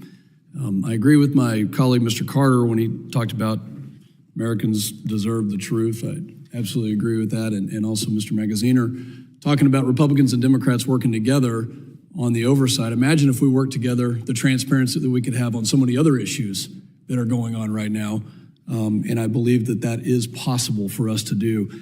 Thank you both for being here. Colonel Paris, was it clear to you, when we talk about rules of engagement, deconfliction plans, the assignments of which law enforcement agency will cover which section, did you have concerns prior to the president coming on stage? And if so, did you voice those concerns to the Secret Service? So just to be clear, I was not present at the venue on July 13th. But in the planning and the lead up, planning, my default position would be that our commanders are aware of what their responsibilities are within a unified command structure reporting to the Secret Service. And do you believe that it was absolutely clear that there were zero questions of who was supposed to cover what areas of the venue? I can only comment to our responsibilities, and I believe our responsibilities were delineated to us, and I believe we met or exceeded those responsibilities based on everything that I know as I sit here 10 days in. I think there's still a lot of questions regarding the plan, you know. Agreed. And this is always, in any sort of protection assignment, that's always the hardest thing. Who are friendly assets? Who could be a vulnerable hostile actor? Who displays hostile intent, hostile act? I think it's clear there was a failure, and we definitely want to get to the bottom of it. President Yos, do you get the impression that Secret Service, at any point in the run-up to this or other events, has been stretched thin when it comes to just the work hours that they are putting in, the resources that they have? Was that communicated in any way? Well, I can't speak directly to that. I can tell you that law enforcement across this country is stretched thin, just simply due to the inability to be able to attract the best and the brightest at any levels in order to maintain the staffing levels we need. So if that is the case, and we're not meeting those levels in Secret Service because of our inability to be able to recruit, then we need to address that. Or if it's the alignment of assets and the assignment of individuals, then that in itself is something as well, and something I'm not in a position to be able to speak about, other than to recognize that there's 2 huge factors here that need to be addressed. Well, it's clear that that's the case, and God bless both of you for what you do, for the hours that you put in to protect our communities, and we can't do it without you, and we need you, and we will continue to advocate for you. I want to talk about now, that leads me into this next question. There's a piece of legislation, H.R. 8081, called the Disgraced Act. It says, denying infinite security and government resources allocated towards convicted and extremely dishonorable former protectees act, which is a whole mouthful of basically taking details away from people that could include those who are convicted. Talk to me about the impact if former President Trump didn't have a protective detail of U.S. Secret Service there. Talk to me about the impact on state and local partners to protect them in any of the communities that you represent. And by the way, he also was responsible for taking out al-Baghdadi, Abu Bakr al-Baghdadi, and Qasem Soleimani, and the Iranian government wants to do harm to him and other people like him. So what's the impact if you don't have Secret Service help? More than happy to yield. So I think, we're trying not to become very political in this. I think we have a president of the United States who has, by simple virtue of his position, having served as president, that deserves a certain protection because of his service to the country. So the rest of these things are all things that are not for me to decide, other than to tell you that I think we have a responsibility to our leaders. This is not political. That's not political. He deserves protection. You're absolutely I right. agree. Colonel Paris? I would just echo that my understanding is it's a federal statute that creates the Secret Service and tasks them with those responsibilities. So to contemplate a different paradigm, I would reflect back to the legislature to contemplate If something. he was denied a protective detail in Pennsylvania this past week, the weekend prior, what would that have done to your local resources to protect him adequately? I think the removal of any resource inherently makes the burden on the surrounding resources that would have been committed somewhat additional. Thank you. Mr. Chairman, I yield back. Gentleman yields. Point of order. Point of order. Gentleman's recognized. So I appreciate the gentleman's question, but let me put it another way to the witnesses.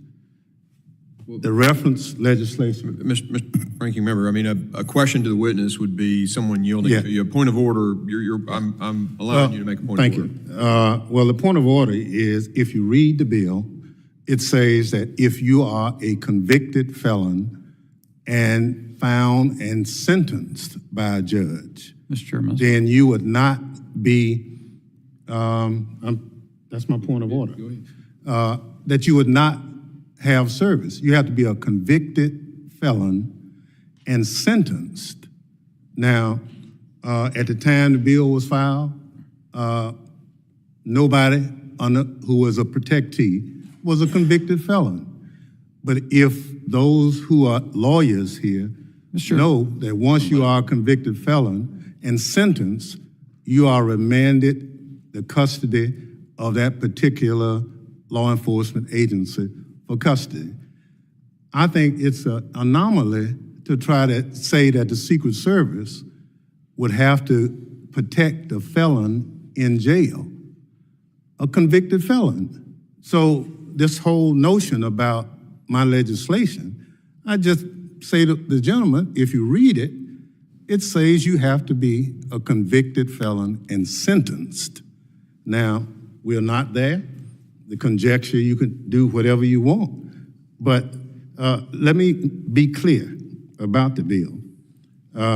Republicans have made a lot of hay about the bill, saying it's about former President Trump and would take away his security. That just is not true. The bill doesn't mention former Trump, President Trump, and it would not have affected security at this tragic event. The bill talks about any Secret Service protectee who is convicted of a felony and sentenced to serve jail time, and it does not take away security.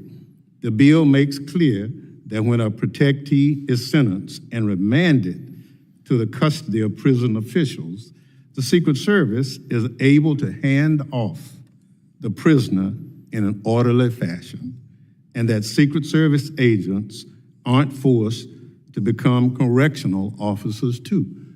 That's the legislation. That's all it says. For the record, we can go back to... The gentleman will need to get to his point of order. Well, point of order is, the line of question is inconsistent with the legislation. And it does not say on that day, former President Trump would have been without Secret Service protection. He is not sentenced. If he's not sentenced, he will still have the protection. Plain and simple. So you yield on your point of order, Mr. Ranking Member? You did. Okay. I want to make a point of order then as well. And, a lot of times we hear from both sides of the aisle about rhetoric and how rhetoric and the things we do in messaging bills that we do shapes discussion, impacts people. And first, my point of order is prison isn't necessarily a safer place. You can ask Mr. Epstein's family about that. And so to suggest that somehow you'd have the security necessary in a prison, I think is just not an accurate statement. In terms of you know, I agree with the ranking member that his bill did say that it would not apply in this particular case, but you know, it's more about what we're doing and what we're saying at certain times that generates the attitude in our society. And so I just make that point of order about this particular legislation. I made in my opening remarks a request that he would draw the bill. You just have a second. I just want to make a quick comment. I think the chairman was clear that this bill was filed well in advance. So to connect, you mentioned timing. It's important to mention timing, that it wasn't. Well, we don't want to debate the bill. We're here to hear from witnesses that are here. So I'm going to go ahead and end this now, and we're going to move on. And I think actually Mr. Ivey is up for 5 minutes. Thank you, Mr. Chairman. And I want to associate myself with the remarks of our members here with respect to the loss of Miss Jackson Lee.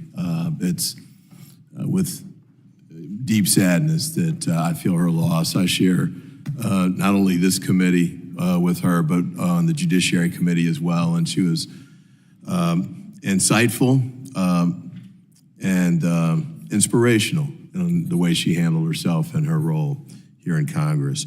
I also want to join with the comments about sympathies to the comparator family and the individuals who were injured on the day of the shooting. And I want to thank the chair for taking us up to Butler yesterday. My only regret about it was that it was too quick. And I think that, and I didn't know it was going to be like that, frankly, until after we got there and had a chance to talk to people in the community. But when we got there, they were very anxious to talk to us. In particular, I had conversations with Angela Flieger, supervisor for, and I hope I don't butcher this too bad, Connequenessing Township, who was extremely helpful, and Sam Zerzolo, who was a commissioner from Butler Township. And they were able to provide information on several fronts that I think we need to pay attention to, not just for this particular event, but going forward. Could you hit a video for me there? I think Ms. Flieger tried to produce this and sent it to me. The red building is the one that was directly behind the stage. The building in the center there was where the shooter was. The reason I'm asking for this to be shown is that as you get past the middle of it and look to the opposite side of the field from where the shots came, oh, you can stop it now. I counted about 12 rooftops there, just sort of standing at the front. I'm a former federal prosecutor. I don't have a background in protection, but my thought was, why would we pick a spot where you had that many rooftops that were available? And my colleague, Mr. Crane, I definitely defer to your experience as a sniper in the military, and your point about picking the water tower as a higher point would have been a good one, I think, to consider. And I'm curious about finding out what the Secret Service would say about that. But I just thought that this was a bad site to pick no matter where you put them. There was just too many openings. The field was totally open. And one of the things that Ms. Flieger pointed out was that the road that went to the side of this spot here, the stage was right in front of those two buildings. The snipers were on top of those, I believe. They didn't shut down that road. And she also showed me a photo of her husband going in on that day through a fence that wasn't guarded in the perimeter area. Another point that she made was that the night before the speech was done, she and 50 or 60 other people from the community came to decorate the stage and put up the red, white, and blue blending and the Trump signs and everything. But the point she had there was that none of those people were vetted before they went into the area and were up at the stage and, could have done anything, I think was the point that she made. And also noted that apparently the shooter had hidden the gun somewhere on the site by, I think, where I hate to call the name of the business, but the business where the shooter ended up taking the shots from. So I think there's a variety of concerns here that I look forward to getting a chance to hear from these individuals. I don't know if it's going to be in the context of this committee or the oversight committee or the task force that's been proposed. Whoever does it needs to go talk to these folks, because the ones that I talked with had not been interviewed by the FBI, Secret Service, or local police. and they have key information that I think we should have, especially in making decisions about going forward. And then just a couple quick points before my time runs out. I think it came up with respect to the communications piece. I appreciate Mr. Yoi's comments there, but we need to figure out not just what happened on that day, but when we do these at other sites across the country going forward, what's going to happen with the communications? And if they're not using the national bandwidth that was set up, how can we make sure that that happens in the future? And then with respect to the local police not reinventing the wheel every time, one of them suggested, maybe some kind of clearinghouse or information where local police departments, local elected officials, who, for example, in this instance, didn't find out the president was coming until a few days before, and therefore had to scramble to catch up. I believe she called your office, Congressman Kelly, to figure out what was going on, and you hadn't even been told about it yet. So we need to get to a point where we've got better communication, that we're giving elected officials and law enforcement at the local and state level more lead time and more information so they can prepare for these events. And I know that the director has resigned, but I think it's critical to make sure that we go forward with the investigation of the Secret Service, whether she's there or not. And then the last point, I apologize for running over, is that to the Secret Service and to Homeland Security, I know there's going to be a process now to replace her, but that cannot get in the way of us sorting out what happened on that day, and more importantly, what we need to take forward, because we've got other events coming up in the very near future. We got to make sure we take those lessons quickly, and so we can move them forward. And I thank the chair for his deference for giving me a little time to run over there, and I thank you again for taking us up to Butler. You were making an excellent point, and I didn't want to stop you, Mr. Ivey. I now recognize Mr. Garbarino, the gentleman from New York, for 5 minutes. Thank you. Thank you, Chairman. Colonel Paris, there have been conflicting reports about the location of state and local law enforcement. Secret Service Director, I believe, said that, former Secret Service Director said that local police were in the same building that the gunman fired from, while other accounts indicate that local law enforcement was in an adjacent building. Were any Pennsylvania state troopers, state police assigned to the building where the shooting happened? There were no state troopers, to my knowledge, assigned there, sir.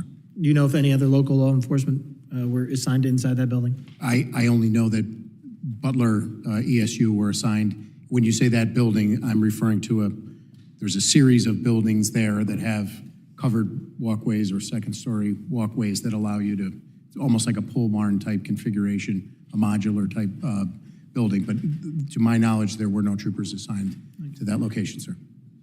Thank you. Mr. Yos, as technology has evolved, drones have become widely available to both law enforcement and the general public. For a large event with this level of security, would you normally expect law enforcement to use drones for surveillance and deploy counter-drone technology? I'm sorry, I didn't hear the last part. Would you normally expect law enforcement to use drones for surveillance and deploy counter-drone technology? Well, obviously, as I mentioned earlier, my experience at this location is there are a number of elevated locations that should have been secured. There are a lot of ways to secure that. They could be with individuals assigned to it, but certainly an overwatch to be able to get a good visual of those locations is paramount.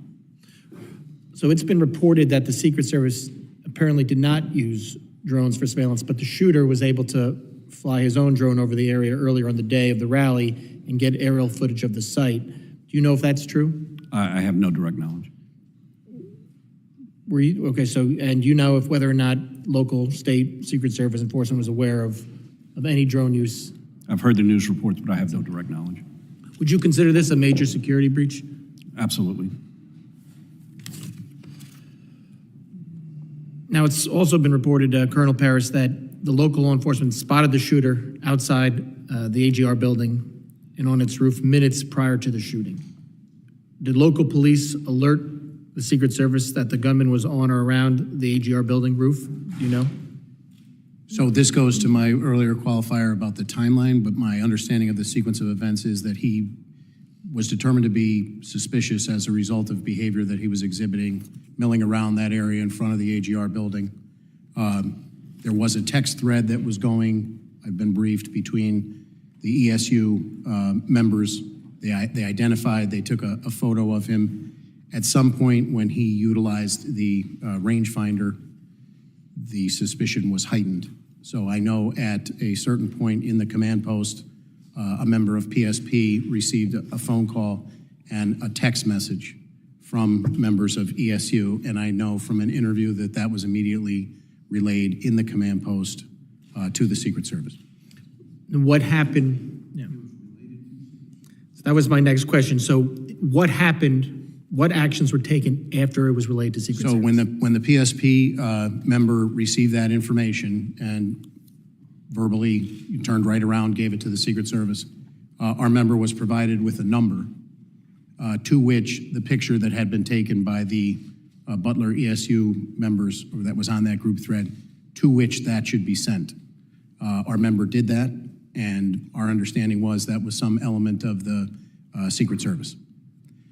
So this was all reported. Yeah, this was all reported to Secret Service, and they gave him Secret Service, then sent him back, one of your officers, a number back to send the information back to. Is that what you just said? That's my understanding. When did that happen? Again, the actual timeline, I'm very remiss because I know these timelines need to be hammered out exactly to the minute, but I would say, that the overall timeline is about an hour before is when he became suspicious to ESU. What I want to say is, if we know that former President Trump was shot at 11 hours, it was probably in the vicinity of 25 to 30 minutes, but I want to make sure that's a very... So it was before he went on to speak? But at that point, just to be clear, he was determined to be suspicious. There was no information that he possessed a weapon. He was outside of that building where the ESU was posted. They were being vigilant. It's, I think, relevant that there were other people at the venue who were suspicious and reported likewise in a close temporal nexus to that as well. But just to confirm, the Secret Service had this information that there was a suspicious individual. He had used a rangefinder, which made him even more suspicious. And this was all reported to them prior to the President Trump being allowed on the stage to speak? I believe, again, I'll defer to when the president came out. I know that was probably 20 to 25 minutes before 11 hours. And steps were taken by the municipal officers over in that area they were actively looking for crooks. You saw the building yesterday. That's a pretty wide footprint. They began looking for him. There were scores of people making their way across that facility. Again, just for some context, there were over 100 people that day that necessitated or were requiring medical attention due to the heat. There was a missing 6-year-old. This individual was deemed to be suspicious because he was walking around and not moving into the venue. The rangefinder obviously heightened that, and they were attempting to locate him as people were moving across that space who were attending the event to the secure perimeter. Was he the only one determined to be suspicious that day? The gentleman needs to wrap it up, and perhaps somebody else will yield to you or me I yield back on this topic. I recognize Mr. Goldman now for 5 minutes. Or we'll just pick up the questioning here. That sounds great, prosecutor. First, I do want to mention how sad it is to see Sheila Jackson Lee's empty seat there. What an incredible inspiration to so many of us, and a member and advocate, community presence, and we really are sorry to miss her. She would be very eager to be asking questions here today because there are a lot of unanswered questions, and I sat through a 4.5-hour hearing yesterday with the director of the Secret Service, and we got no information. So I'm going to jump on, piggyback off of Mr. Garbarino. Where you left off is that you relayed, or PSP relayed the photograph to the number that the Secret Service directed your officer to. Is that right? Yes, sir. Now, did anything come back? Any instructions or directions come back from the Secret Service? So again, that is left to the after action. We're trying to come up with a sequence of events that led to crooks on top of the building where he ultimately took the shots. So I Right, don't but you know. said, I'm trying to find, I don't need the specific timeline. I'm trying to just figure out the sequence, because you said that many of your officers or Butler ESU officers were looking for crooks. That was after that photograph was relayed to the Secret Service? My understanding was after the photo was relayed to the our trooper in the command post, and yes, Crooks was in that area around the building. My understanding is 2 additional municipal officers who were on a different post responded to that area, and they began actively looking for Crooks. They circumvented, or they circumscribed the building to try and locate him. It became apparent at some point that he was up on the roof.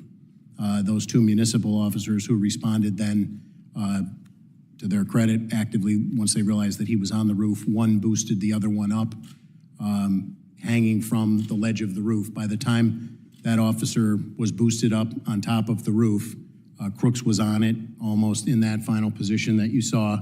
He had the AR out, and he pointed it at the municipal officer who, suspended from the roof, was not in a position, feet dangling at that point, to draw a weapon or continue hoisting himself back up on the roof. He drops back down from the roof, and at this point, I believe that's when the video that's been widely circulated with people filming Crooks up on the roof, saying there's somebody up on the roof. There were other law enforcement around the building running, but their vantage point on the ground did not lend a clear line of sight to where Crooks was at the top of that building. One of our troopers on roving patrol also was notified. That word went out, and he responded about the time that the municipal officer was boosting the other officer up onto the roof. What was he notified of? I don't know specifically. That's going to be part of the after action. But we obviously knew that he was Crooks was suspicious. He had not gone into the venue, and they were actively doing everything they could to try and locate him. So the local officers who were outside of the perimeter in charge of securing the outside perimeter area, one way or another, understood or got direction that they needed to try to find Crooks, presumably to ask him questions, interview him. Is that what the protocol is? Clear about. I don't want to speak for I haven't seen the Secret Service operations plan, what their responsibilities were and what their understanding of those were from the Secret Service. I don't want to comment on it. But somehow they got the message. Somehow there was knew. information that he was suspicious. By the time that municipal officer was hoisted up onto the roof and saw him, he had the weapon out. Do you know how long it was between the time that the photograph was relayed to the Secret Service and the time when the officer was trying to hoist himself onto the roof? So that's a critical, detailed, salient question. I would answer it from the reverse time period, from if the first shots rang out at 11 hours.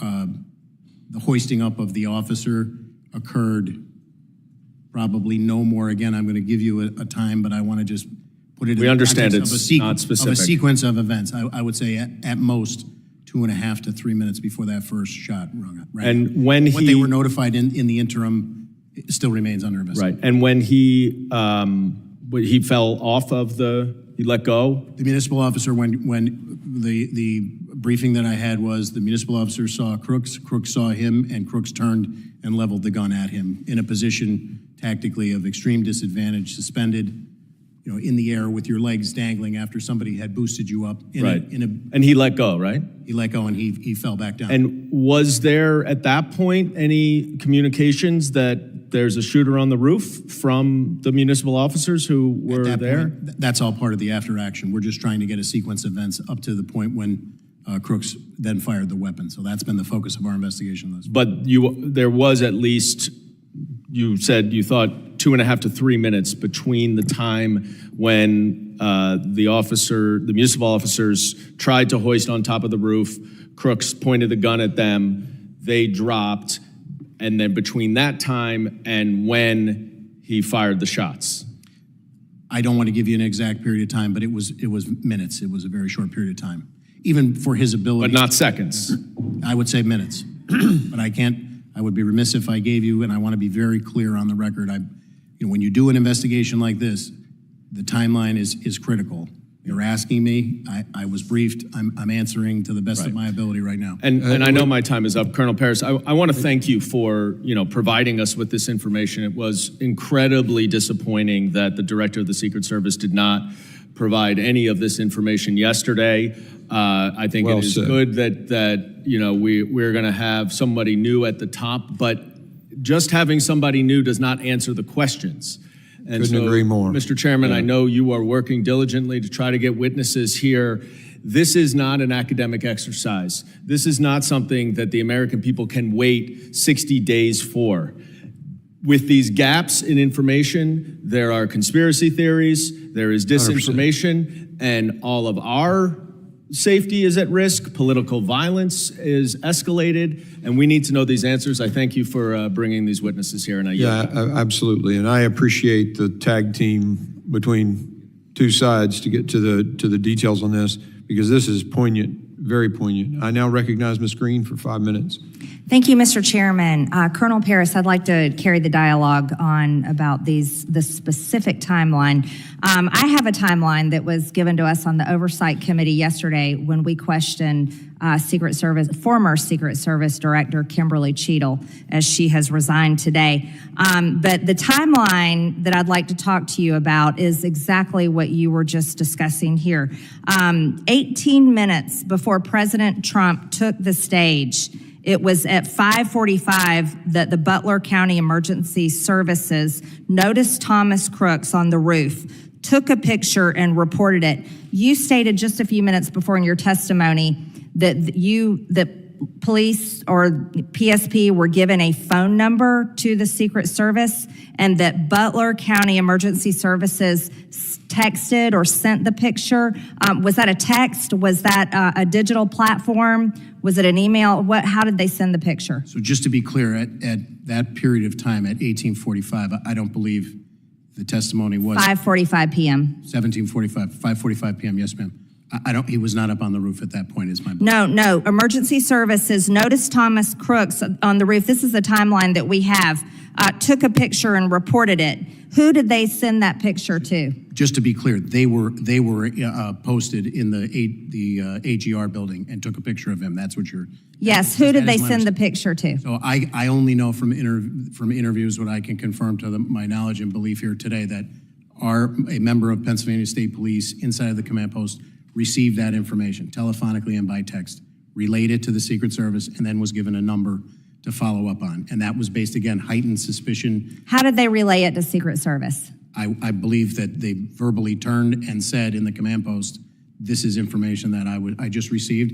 And then in follow-up to that, as directed from the interview that I was briefed on, that was forwarded by text as requested by the Secret Service. Can you give us copies of that communication and that phone number that was given to them for Secret Service? So that's part of the ongoing investigation, and I would defer to the legality of. Can you find that information and provide it to our committee? I will look to see if legally I will consult Chief Counsel within the state police, but it is an ongoing criminal investigation at this point. So after it was reported, President Trump took the stage at 6:03 p.m. All of this took place. This was 18 minutes before President Trump actually took the stage at 6:03 p.m. President Trump was shot in the face at 6:11 p.m. This has all been reported, these timelines. Why do you not have a timeline? Because it's not the timeline is going to be critical for the after action report. Obviously, we're conducting an investigation with the FBI. We have been deferential to the FBI in terms of what has been released to the media. I was present for one press briefing on the night of Saturday night, July 13th, and we've been deferential to the FBI on that. So I would refer you to the FBI. The timelines that you're quoting, I just want to be clear on the record. To my knowledge and belief, I don't have a minute-by-minute timeline. I've had multiple briefings about what these interviews have gleaned, but they're from the perspective of PSP investigating the homicide and the 2 attempted homicides. Thank you, Colonel. During the event, at what point in the day was someone from your team first made aware that there was a potential suspicious person or possible threat? So based on my knowledge and belief, that information relayed to the command post from Butler ESU in terms of crooks was the first time that I'm aware of. Again, keeping in mind, I've heard estimates that there were 13,000 people there. There were multiple people identified as suspicious. Several that were identified in that area. Yes, thank you. Now, you stated before in your questions that you haven't seen an operation plan, but didn't your team participate, and why haven't you seen the plan? So as my answer prior on the record, I've asked for it. The state police has asked for it. We have yet to receive it. And my understanding is that our walkthrough with our commanders and our area commander was to delineate what our responsibilities were, and we endeavored to fulfill those responsibilities. Who was the Secret Service agent in charge of the advance team? I don't know the name of the agent. How was PSP supposed to communicate with Secret Service on the advance team? You mean in the planning leading up to so my understanding is, as is typical, we were notified by email on July 5th. The meeting on July 8th, Monday, was to get all of those partners together to exchange information, how they could communicate with one another, and then the planning took place from there. Could you provide our committee a copy of all those communications, Colonel Paris? So I will check with our legal counsel. I mean, Pennsylvania has multiple state statutes that cover investigative plans or law enforcement sensitive information. Okay, thank you very much. And Mr. Chairman, one more thing, if I may. Trump's Secret Service protection could be removed under Benny Thompson's proposed legislation. This legislation was introduced while the politically weaponized government was prosecuting former President Donald Trump. This would leave him at risk. I'd also like to state for the record for this committee that over 140 inmates are murdered in prison every single year. This is a dangerous place, prison is, and of course an 8% of violence in prison leads to murder of inmates. This legislation is reckless, and the minority ranking member needs to withdraw this legislation that would lead to the murder of President Trump. Ladies, time has expired. I now recognize. Well, we're not going to debate. You think that statement should be made when the ranking member is here so he can at least address it? Thank you. He made his point earlier about his bill. There's a difference of opinion, I suppose. But y'all are out. Okay. I now recognize Mr. LaLota for 5 minutes question. Thank you, Chairman. 10 days ago. Thank you, Mr. Goldman. 10 days ago, a 20-year-old with no military or law enforcement training, with no more than about $1,000 worth of equipment, and apparently working alone, thwarted the United States Secret Service, an agency with a $3 billion budget and about 8,000 personnel. In the early phases of this investigation, the Secret Service, it is clear the Secret Service exhibited poor tactics, including substandard two-way communications with state and local PD.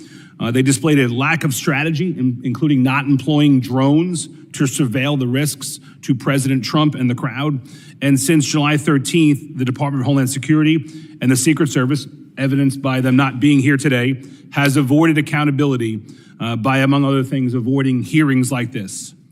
The attempted assassination of former President Trump, the leading candidate for president in 2024, shocked the conscience of nearly every American, regardless of party affiliation. We, the members of the Homeland Security Committee from both sides of the aisle, are here today to ask questions and about those who are in charge that day, to hold the Secret Service accountable, but more importantly, to ensure this never happens again. Chairman, thank you for hosting this hearing. Colonel Paris, you're the commissioner of the Pennsylvania State Police Department? Yes, sir, I am. And your testimony, sir, is that approximately 25 minutes, and won't hold you to the exacts, but approximately 25 minutes before the first shots were fired, that local law enforcement officers identified Crooks as suspicious? As suspicious, yes, sir. And what was it that led those officers to conclude that Crooks was suspicious? My understanding was that he was milling about, and he stood out to them because he never made his way to a point of ingress to the venue in defense of possible hypotheses. Could have been waiting for somebody, could have been delayed, but he stood out to them, and they, from their vantage point at the AGR building, identified him as suspicious. That was 62 minutes prior, as I understand the timeline. That first one, it was 25 minutes prior for the rangefinder. Thank you, Chairman. And Commissioner, with respect to him being suspicious, were there other folks who were also in the crowd identified as suspicious by law enforcement? I have been briefed that, yes, there were multiple individuals, which would be consistent with normal operations for a detail like this that are identified as suspicious. Can we take that as a single-digit number of other folks?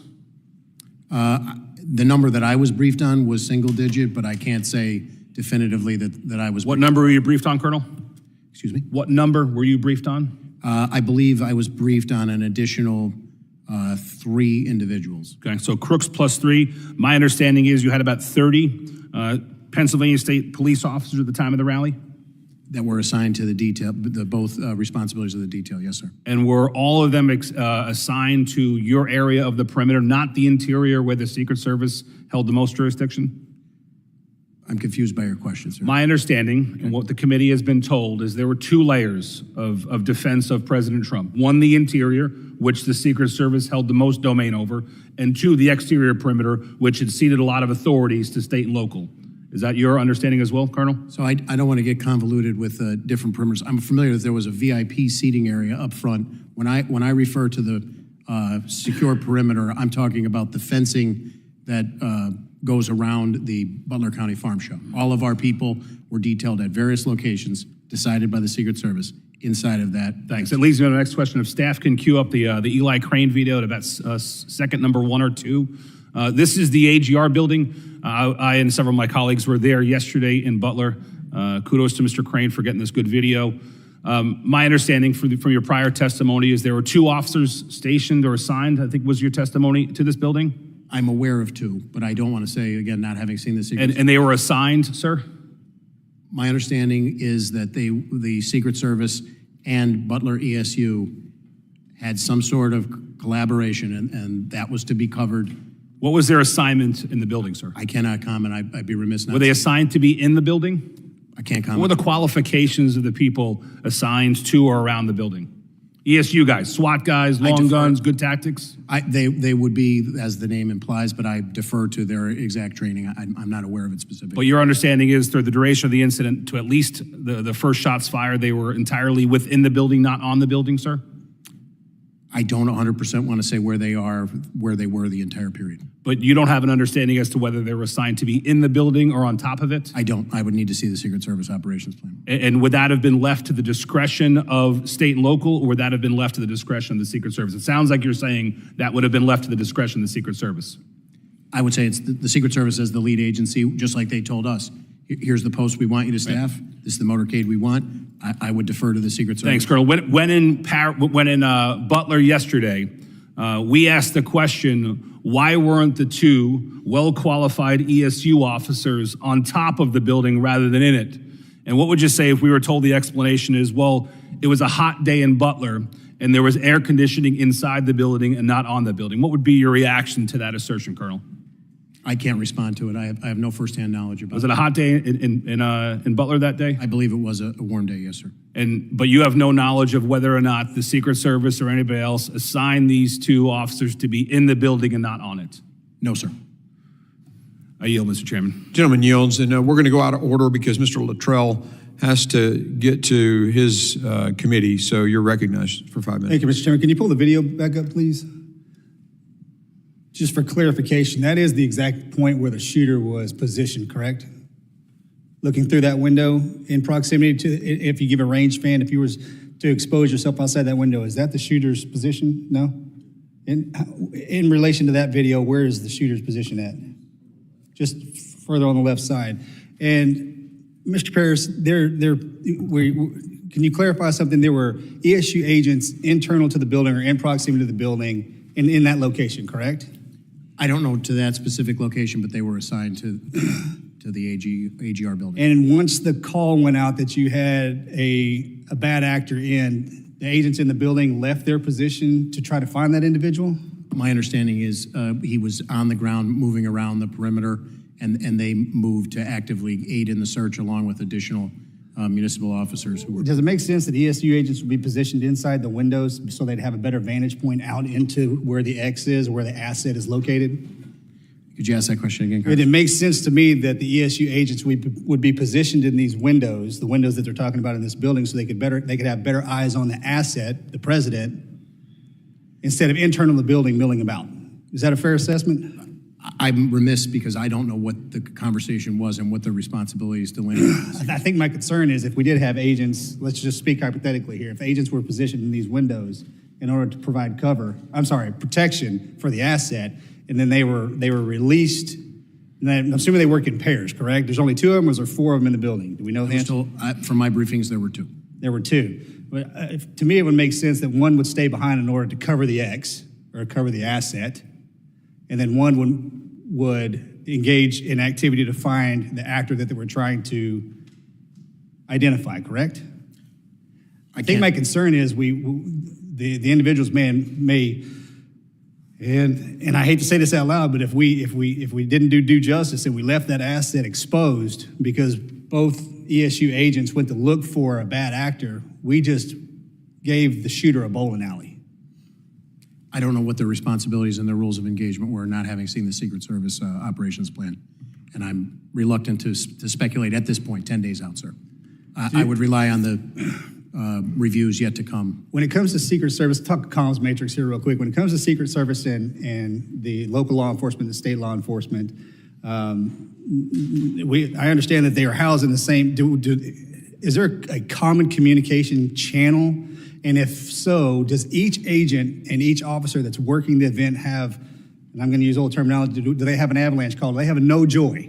When they see something that raises the red flag, can any officer radio in, go, no, go? We are not, hold the asset in place. We have somebody that we're looking for. And if they do or if they don't, how many people does that have to go through to get to the right actor in order to say stop? I don't know. Okay, we need to figure that out. Because if I'm an ESU agent in this window and I have to radio a person who has to radio somebody who has to radio somebody else to get to the main person, then to call it, the dishes are done. I'm aware of 3 radio systems in operation, PSPs, the Secret Service, and Butler counties. All communicating on different channels. Technically, yes, but the integration occurs, I can only speak from PSP, our integration occurs by us having somebody inside of the Secret Service command post. Again, for an incident of this magnitude, in theory, the more people you have on the same channel, if there was a medical emergency or lost 6-year-old and everybody keys up at once, it paralyzes your communication. I understand that, but if there's one specific channel that you can go to call an avalanche and say, which is freeze the asset, I think that would be necessary. Now, you mentioned something earlier. You guys have done about 20 events this year in Pennsylvania. So, and you spoke, it's common. Now, the military folks in this room are going to understand this. The first month of deployment and the last month of deployment are the most dangerous times to be in combat. One, because you get there the first month, you have no idea what's going on. And then you're there and you get common. You get complacent. And before you leave, that last month, situational awareness kind of dies down a little bit, and that's when bad things happen. There's absolutely nothing common in protecting a president, ever. And as we move forward, I don't want that to be a term that we use, because common just got our president, our former president, shot. And if these assets would have been on high alert, and I'm not saying that they weren't, but when things become common, we get complacent. I've instructed our commanders moving forward, if there is any, my expectation would be that through the collaboration and the planning of these events, you want more people there, you want people voicing issues and everybody operating on the same page in a unified command. But I have instructed our commanders, the ops plans get reviewed prior to this, up through our Deputy Commissioner of Operations, Lieutenant Colonel Bivens, seated here behind me today. But as a result of this, if there are any issues that our people see, we are ordering them to flag them, and we'll work collaboratively moving forward for the remainder of the season and moving forward. Thanks, sir. Thank you, Mr. Chairman. Gentleman yields. And our witnesses, at any point where we're going to probably go at least another hour here, if you need to take a break, just let me know and just give me the high sign or a thumbs up. Y'all are okay right now? Are you? Yeah, we can take a break. Take a break? All right, we'll do 5 minutes and 5 minutes only. The restroom's right down the hallway to your right. Adjourn.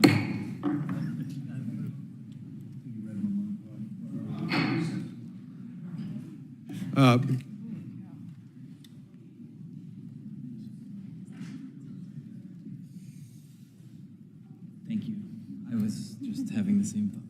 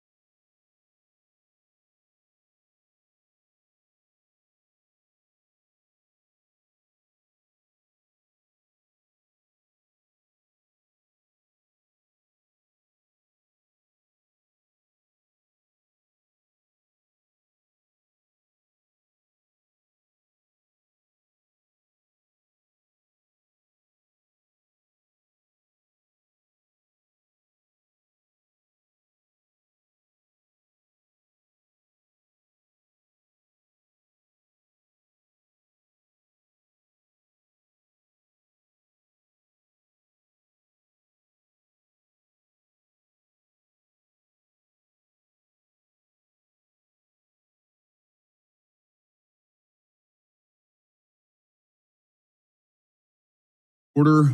I now recognize the gentleman from New Jersey, Mr. Menendez, for 5 minutes.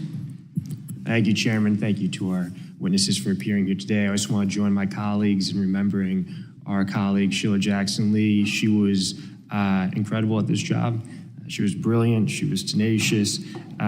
She was tough, but she cared about her district, cared about this country. And perhaps my favorite thing was her taking the 5-minute clock as a recommendation as opposed to a hard set time. But to the matter today, I just want to ask Colonel Parris, how many times have you worked with the Secret Service on events like this in Pennsylvania? So year to date, we're in the low 20s. So low 20s just this year? Yes, in an average year, it's about the same number, but given that the election year, there's more. And I'm sorry for not knowing this, but in your entire career, that would make it roughly how many times? Dozens, I would say. Okay. And do you find that there's, for each event, despite whether it's in Philadelphia or Butler, a standard process and set of procedures that are followed every single time? In terms of the planning of it? Consistency of the planning of the event? Yes, I would say there is a consistency of the planning based on my experience, yes. Not much variation. There is a set plan that the Secret Service administers with its state, county, and local partners? That's been my experience, yes, sir. Was there any change or deviation? Not to my knowledge. Okay. I benefit from so many of my colleagues on this committee who served in law enforcement, served in our military. I did not. I want to ask you a question. From the time that a law enforcement officer was hoisted up, was identified by the shooter turns his rifle on him, how long between that encounter and the first shot? So I'm glad you asked me that question, Congressman. I'd like to clarify. So it was a matter of seconds. Okay. Because I think earlier it might have been minutes. Correct, and I appreciate you asking that question and allowing me to clarify it on the record. When I assigned that number, which again, I don't want to get locked into a timeline of 3 minutes before, that's probably a total amount of time that he was on the roof.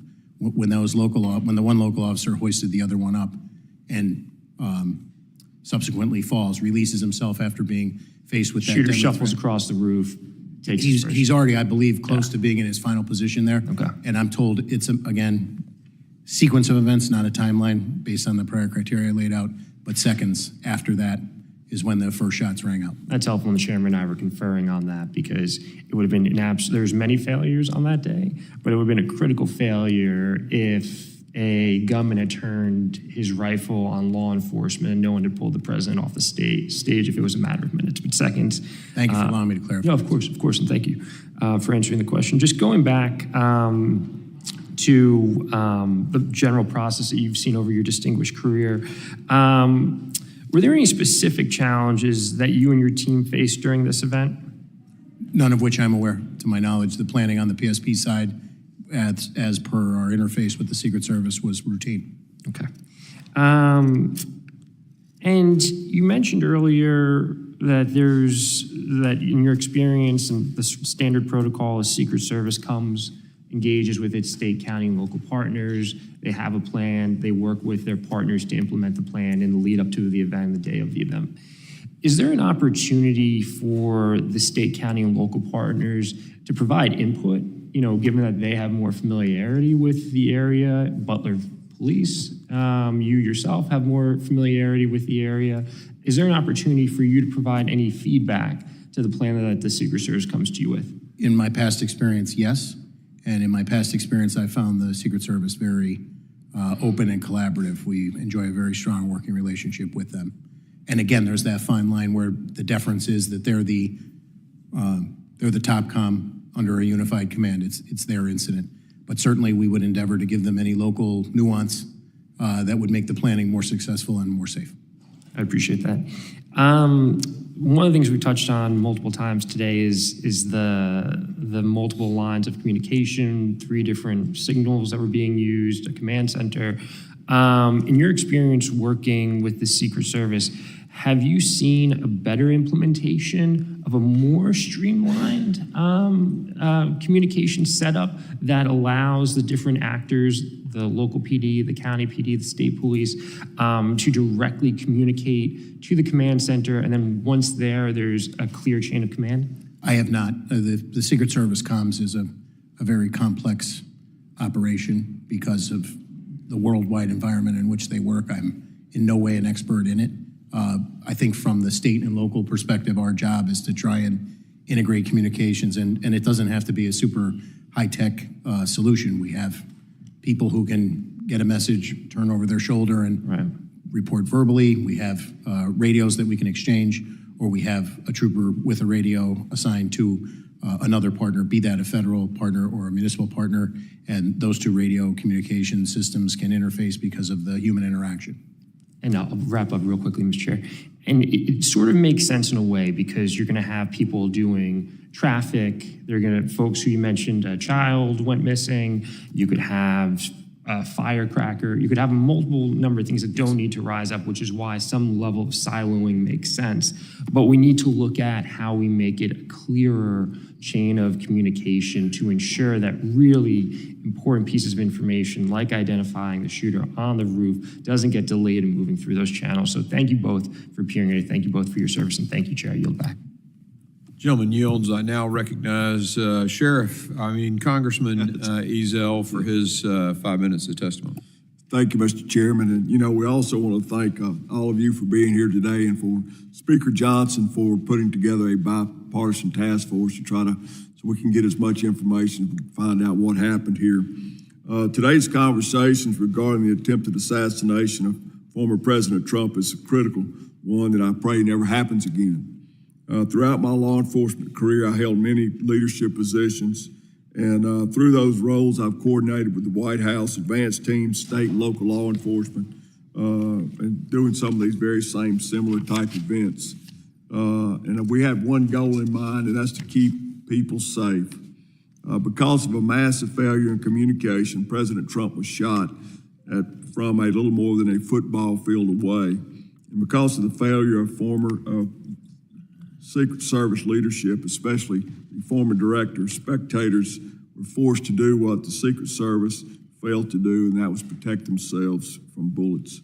Ultimately, this led to the death of Corey Comparator, who gave his life while bravely shielding his wife and children during this terrible thing. Colonel, thank you for being here today, and I've said from the beginning, if you want answers, you got to talk to the men and women who were on the ground, the law enforcement officers who were out there and who were taking directions and commands from the leadership of Secret Service and various other leaders. You testified that 32 members of PSP were assigned to various roles to assist the Secret Service. Is that correct? Yes, sir, I did. Your officers were assigned to various roles, but they were not responsible for securing the building or property at AGR. Is that correct? Yes, sir. The former director testified yesterday that the building was outside the Secret Service secured perimeter. Did the U.S. Secret Service leadership direct local or state police that was their job to secure the building? And if so, did they provide any guidance on this? So as I stated earlier, aside from the briefing that I received about the walkthrough, when the question was raised and the response from the advance team of the Secret Service, the agents on the pre-plan, that was going to be the responsibility of Butler ESU. I have no firsthand knowledge about any interaction between the Secret Service and any other entity, really. The Secret Service established and managed the primary command post for communications in the office of the Butler Farm Show. Is that correct? That's my understanding, sir, yes. Preliminary findings have concluded that communications were siloed and local law enforcement were not in frequent radio contact directly with the Secret Service. Local SWAT and sniper teams were on a separate radio channels from patrol. Colonel, do your radios have the capability to be programmed to be in contact with other agencies? And do you know if the officers on the ground that day had communication capabilities with the Secret Service that was on that duty that day? You're asking me a very specific question that I would defer to our Bureau of Communication and Information Services, I can get you an answer as to what those specific capabilities were. Do you know if the Secret Service provided any guidance on combined communications? I do not, again, referring, I have not seen their operations plan. At 5:45 p.m., a local law enforcement sniper observed the suspect with a rangefinder and reported the suspect to command and the U.S. Secret Service. Colonel, how would you have responded to that information? So again, I certainly wouldn't articulate that at that point, a rangefinder, which could have legal and legitimate use, that is a threat, but it's certainly a highly suspicious activity that should be addressed. Exactly. Mr. Woes, you testified clear and constant communication is crucial to ensure the security of the protectee, and that local law enforcement should be part of the command post to facilitate real-time information sharing and rapid response to emerging situations. As we all know, separate communications are necessary and effective during a large-scale event like this. There's no way everybody can be on the same channel. You talk over each other, you won't ever get anything done. But there must be some clear understandings through communications at the beginning so that split-second decisions can be made so there won't be a lapse in time and these terrible things happen. Would you like to just say a few words about that? Sorry, there's no doubt when you look at how many people are involved in an operation like this, having everyone on one channel is difficult. But there are people within contained areas, and their ability to be able to communicate as things change across platforms is crucial. In this case, we know that in seconds things unfolded, and in seconds, getting meaningful communication out to people who might be able to act on that communication is vital. So I think there's avenues here. I agree that not everyone should be on the same channel, but there are certain people within certain areas and perimeters that should be having communication or the ability to communicate a little more freer. Thank you. Thank you, Mr. Chairman. I yield back. Gentleman yields. I now recognize Mr. D'Esposito, representing the New York law enforcement community as well, for 5 minutes of testimony. Thank you, Mr. Chairman, and good afternoon. Thank you both for your service. On July 13th, we witnessed the Secret Service fail to secure a Pennsylvania field and keep the former president of the United States of America and the Americans that were gathered there safe.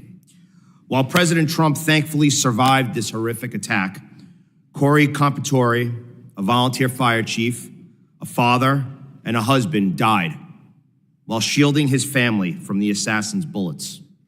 Two others, David Dutch and James Copenhaver, were both struck by bullets and are still recovering. The Secret Service failed. Quite frankly, they failed miserably. And Colonel Paris, Mr. Yos, Mr. Ezel, myself, we could probably combine our law enforcement experience and have no question that there was failures that day. We could probably ask someone who just graduated from a police academy or a veteran with 40 years on the job, and they would agree. So my first question is to Colonel Paris. I know that you mentioned over the last year you've had close to 20 interactions with the Secret Service and visits. During his presidency, Pennsylvania has been the second most visited state by President Biden. If you could go over again, what is your coordination with the Secret Service? What does it normally look like ahead of a visit from the President of the United States? So I would say the basic timeline is the same. We are notified at some point that there's going to be a visit of a protectee or the president and everybody in between. The venue is ultimately secured, the logistics, and then there's planning at the request of the Secret Service, and our default position is to attempt to partner and give them all the support that we can. Okay. Now, I know that Mr. Menendez had similar questions, but I just want to reiterate because I think it's critically important. Of the dozens of times that you've dealt with visits from the President of the United States, and I'm sure you've thought about this dozens and dozens of times at this point, and read through emails and thought about different incidents. Compared to the incident on July 13th, was there anything different from the way that this was handled? Not to my knowledge, sir. Okay. So at approximately 5:51 p.m., Pennsylvania State Police notified the Secret Service of a subject with a rangefinder. That was 20 minutes before the gunman shot President Trump and 2 others. This is for either one of you. What should have happened next? So ideally, I would say that Mr. Crooks could have been encountered and intercepted. That would have been the ideal. Mr. Yos? Well, I have no direct knowledge. I want to make that clear, but I think also you need to assess the threat and determine whether there's a need to withhold the asset from the stage. So I think we all know what should have happened, right? 20 minutes passed. There was someone who eventually took a shot at a former president of the United States and killed 2 innocent Americans. So we know what did happen. We know what should have happened. What do you say to those that are saying that local law enforcement failed to provide adequate security at this rally? As I stated earlier, based on everything I know up until day 10, I only am going to comment on the Pennsylvania State Police, and it's my belief as I sit here, based on all the information that I have, that we met or exceeded our expectations for that event. Am I saying that the event was a success? Obviously, it was not, and our hearts go out to those affected. I will echo the fact that that local law enforcement plays a huge role and must. I don't think the federal agencies have the ability to with bandwidth to be able to have this event without coordinated effort with local law enforcement. To my knowledge, local law enforcement did what their responsibilities and directions were. And Mr. Yos, we've corresponded about this prior, but I just want to, in the last 20 seconds I have, the United States Secret Service established and managed the primary command post. Would you agree, Colonel, that in the United States of America, we have a serious issue when it comes to law enforcement and communicating through multiple jurisdictions and agencies at a singular event? I would say the short answer is it depends, but communications are always a critical piece to any successful operation. So I agree it does depend, but I do have a concern when some people's lives are on the lines, when we are supposed to be protecting an asset regardless of who it is, but especially someone who was it was the President of the United States. The fact that law enforcement agencies are communicating at such a critical time via text message is a problem. And it's one that I think this committee and other committees need to take a real hard look at. Mr. Chairman, I yield back. Gentleman yields. I now recognize Mr. Strong for 5 minutes question. Thank you, Mr. Chairman. Thank you for being here today. I think we all agree that none of us ever wanted to be holding a hearing like this. As we have covered, the Secret Service relies on federal, state, and local partners to coordinate and secure events to ensure the safety of its protectee. As both of you rightly emphasized in your testimony, Secret Service is the ultimate responsible and the final arbiter of any and all security matters affecting their protectee, full stop. Mr. Yos, you also went on to highlight the importance of mutual respect, trust, and shared commitment in the relationship between Secret Service, the state, and locals. I was pleased to learn that Director Cheadle has tendered her resignation. This is the first time we have seen real accountability from the director following July the 13th. It is my hope the truth will now come. Her lack of leadership following the assassination attempt has not only impeded the ongoing investigation and eroded the public's trust, but it has also the potential to erode the mutual respect and trust that are fundamental to this relationship between the Secret Service and partners they rely on. Colonel Paris, I understand that state and locals were the ones that first alerted the command center of a suspicious individual some 20 minutes before he started shooting. Is that correct? As I said before, I would agree with the sequence of events, but I don't want to go on the record with the exact time. So that's my understanding of the sequence of events. Yes. Does sir. the Pennsylvania State Police use a digital radio system, whether it be the P25 or something of that nature? Yes, we do. And it has unbelievable technology. I know we've utilized it throughout the state of Alabama. 40 years and as a first responder, to go from UHF, VHF to a digital system changes the ball game. Does the Secret Service also use a digital radio system? I would have to get you information on that. I don't know, sir. Okay, so the communication between the agencies, you start looking at it, the communication with a digital radio system, you can change frequencies, you can make a mutual frequency. Every radio you can have hundreds of different frequencies, but as far as you're not sure if they have a digital radio system or if they're using another conventional UHF or VHF frequency or something of that nature. In answer to the first part, I'm not an expert on radios. I can't render an opinion on what their system is, but the only answer I would provide is my understanding is there are certain encrypted capabilities that the Secret Service has to maintain that may provide difficulty in what would otherwise be if we had a regular incident and we were able to set up a patch to communicate across agencies. Thank you. Colonel Paris, as you just shared, after state and locals identified the shooter as suspicious, they relayed that information to Secret Service and were given a number to send their concerns to. Is this standard operating procedures to be left a phone number to give your information to rather than direct communications through radio?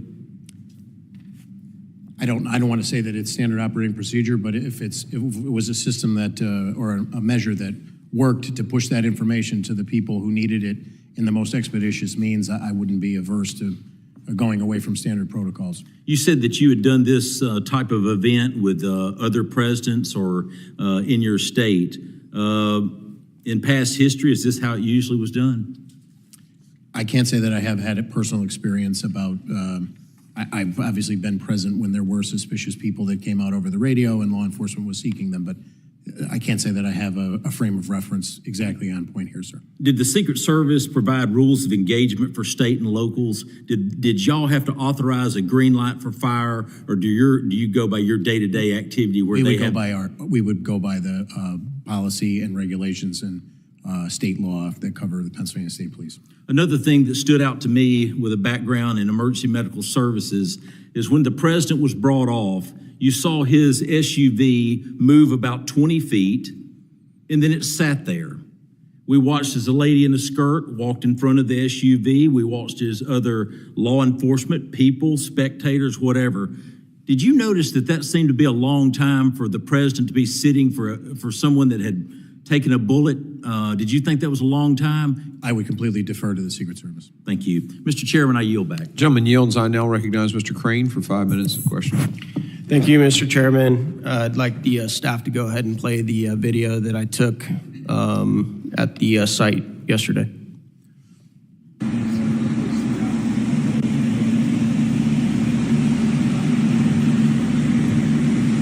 right, guys, I'm up here on the building where the supposed sniper took his shot. It's not that steep at all. We just had a 70-year-old man back here climb up on the roof easily. See that water tower behind me? Had Secret Service or anybody had sniper teams up there, this guy wouldn't have made it 5 feet up this roof. He would have been taken out. Behind me, you see the windows that Secret Service was supposedly in the second floor of this building behind. Makes you wonder why they weren't able to quickly dispatch the individual. And then behind me, back over here where those red roofs are, that's where the... Can you guys cut it right there, please? The president was giving his speech from. A lot of questions here in Butler. Cut it. Thank you. All right, Colonel Paris, did you notice when you showed up on site what the tallest structure on the site was? I can't say at the moment that I arrived that I did, no, sir. Okay. Now that you've had a chance to go back and look over it, what is the tallest structure on that site? The water tower, sir. Absolutely. Colonel, do you know how far the water tower was from the roof where the shooter took his shots? I do not. 160 yards, sir. Who made the decision, Colonel, not to put a counter sniper team on the tallest structure by far on the site with 360-degree surveillance? Do you have any idea? I do not know, sir. Okay, we'd like to get that answer. Did you see the video that showed me sticking my phone out the second-story window? Did you see that? Yes, sir. Okay, exposing the coverage of the window of the entire roof. Are you aware that local law enforcement and Secret Service had full access to that building in that room? My understanding is that they did. Yeah. Why weren't security teams, sir, on site able to spot a 20-year-old kid with zero camouflage crawling up a white roof with an AR-15 that several rally goers were screaming and yelling and pointing out, and they noticed him, and they weren't even there to conduct security. They were there to watch the president. Do you have any idea why the security teams couldn't find that guy? I do not, sir. Would the gentleman yield for just a second yes, on that? So just for clarification, it was the ESU guys that were manning those buildings? Yep. And they left because of the call of the suspicious person. So they left their post there to go look for him. They're the same individuals who attempted to climb up the building and were scared away by the shooter pointing the gun, right? I reclaim my time. Thank you. Okay. I'm just wondering why they weren't able to find him, because even while they were looking, they could have still looked out that window that they had access to. All right. Colonel Paris, I'm just going to say it. Are you aware, sir, that many Americans believe this was very likely not a lone shooter, but a coordinated assassination attempt? Have you been getting those messages from people like I have? I have not, sir. You haven't? Well, there's a lot of people in this room that have been getting the same messages. Why do you think that is? Why do you think that a lot of Americans are like, this doesn't add up, this doesn't make sense, guys? How could this many things have gone wrong, right? Like the things I pointed out, a 20-year-old kid, got 150 yards of the President of the United States with an AR-15, flew a drone to conduct site surveillance, was spotted with a rangefinder ranging targets, then lost, had advanced explosive devices on him with no military training. Nobody was placed in the most obvious spot to conduct counter sniper operations. I was a sniper in the SEAL teams, Colonel. As soon as I got out of the SUV and I saw that water tower, I was like, that's exactly where I'd be. Put me right there. So obvious. After partisan attempts to bankrupt him, imprison him for 750 years, and countless depictions as a modern day Hitler, are you surprised, sir, that a lot of Americans are like, maybe there's more to this story? I wouldn't begin to speculate about what the American people think, sir. Colonel, did your team make entry and conduct investigation at the suspect's home prior to this shooting? Excuse me, sir? I asked that question. Did your team make entry and conduct any investigation at the suspect's home? I believe we had people that participated in that securing of it. There were bomb assets that we provided. Mr. Chairman, can I have 30 more seconds? Yeah, I'm letting everybody kind of. Okay. On the night of. Since then, none. Did you get any reports from any of your agents of anything fishy at the home? I was briefed on.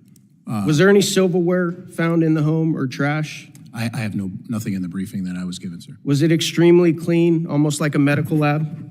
Were you given any of those reports? I was not giving any of those details, sir. Okay, that's what I'm hearing. Interesting. The last thing I want to enter into the record, Mr. Chairman, this is article, opinion from, I believe, the Washington Post by Robert Kagan. A Trump dictatorship is increasingly inevitable. We should stop pretending. This article compares Trump to Caesar and attempts to justify the assassination of President Trump. And I think even though we want to dodge around it and not make this partisan, I think we all know that a lot of this has to do with the rhetoric, the very violent rhetoric that has led up to this. Thank you. I yield back. Gentleman yields, and so ordered on the entry of that into the record. I now recognize Mr. Burkeen for 5 minutes of testimony or witness questioning. Thank you, Mr. Chairman. Alexander, would you mind moving that just a little bit forward here so I can... Colonel Paris, can you see that, or am I obstructing your view? I believe I can see it, sir. Alexander, would you mind? I'm sorry. Can we shift it just a little bit to your left, Alexander? There we go. Okay, better? Yes, sir. Okay, so this is a picture I took yesterday on the grounds, looking out of that second-story window that has the corridor that connects the AGR building, the American Glass Research Building, with where the shooter's location, and I'm gonna stand up and I'm gonna point to the shooter's location as we were made aware. From that X is where the shooter was shared with us. His body was found.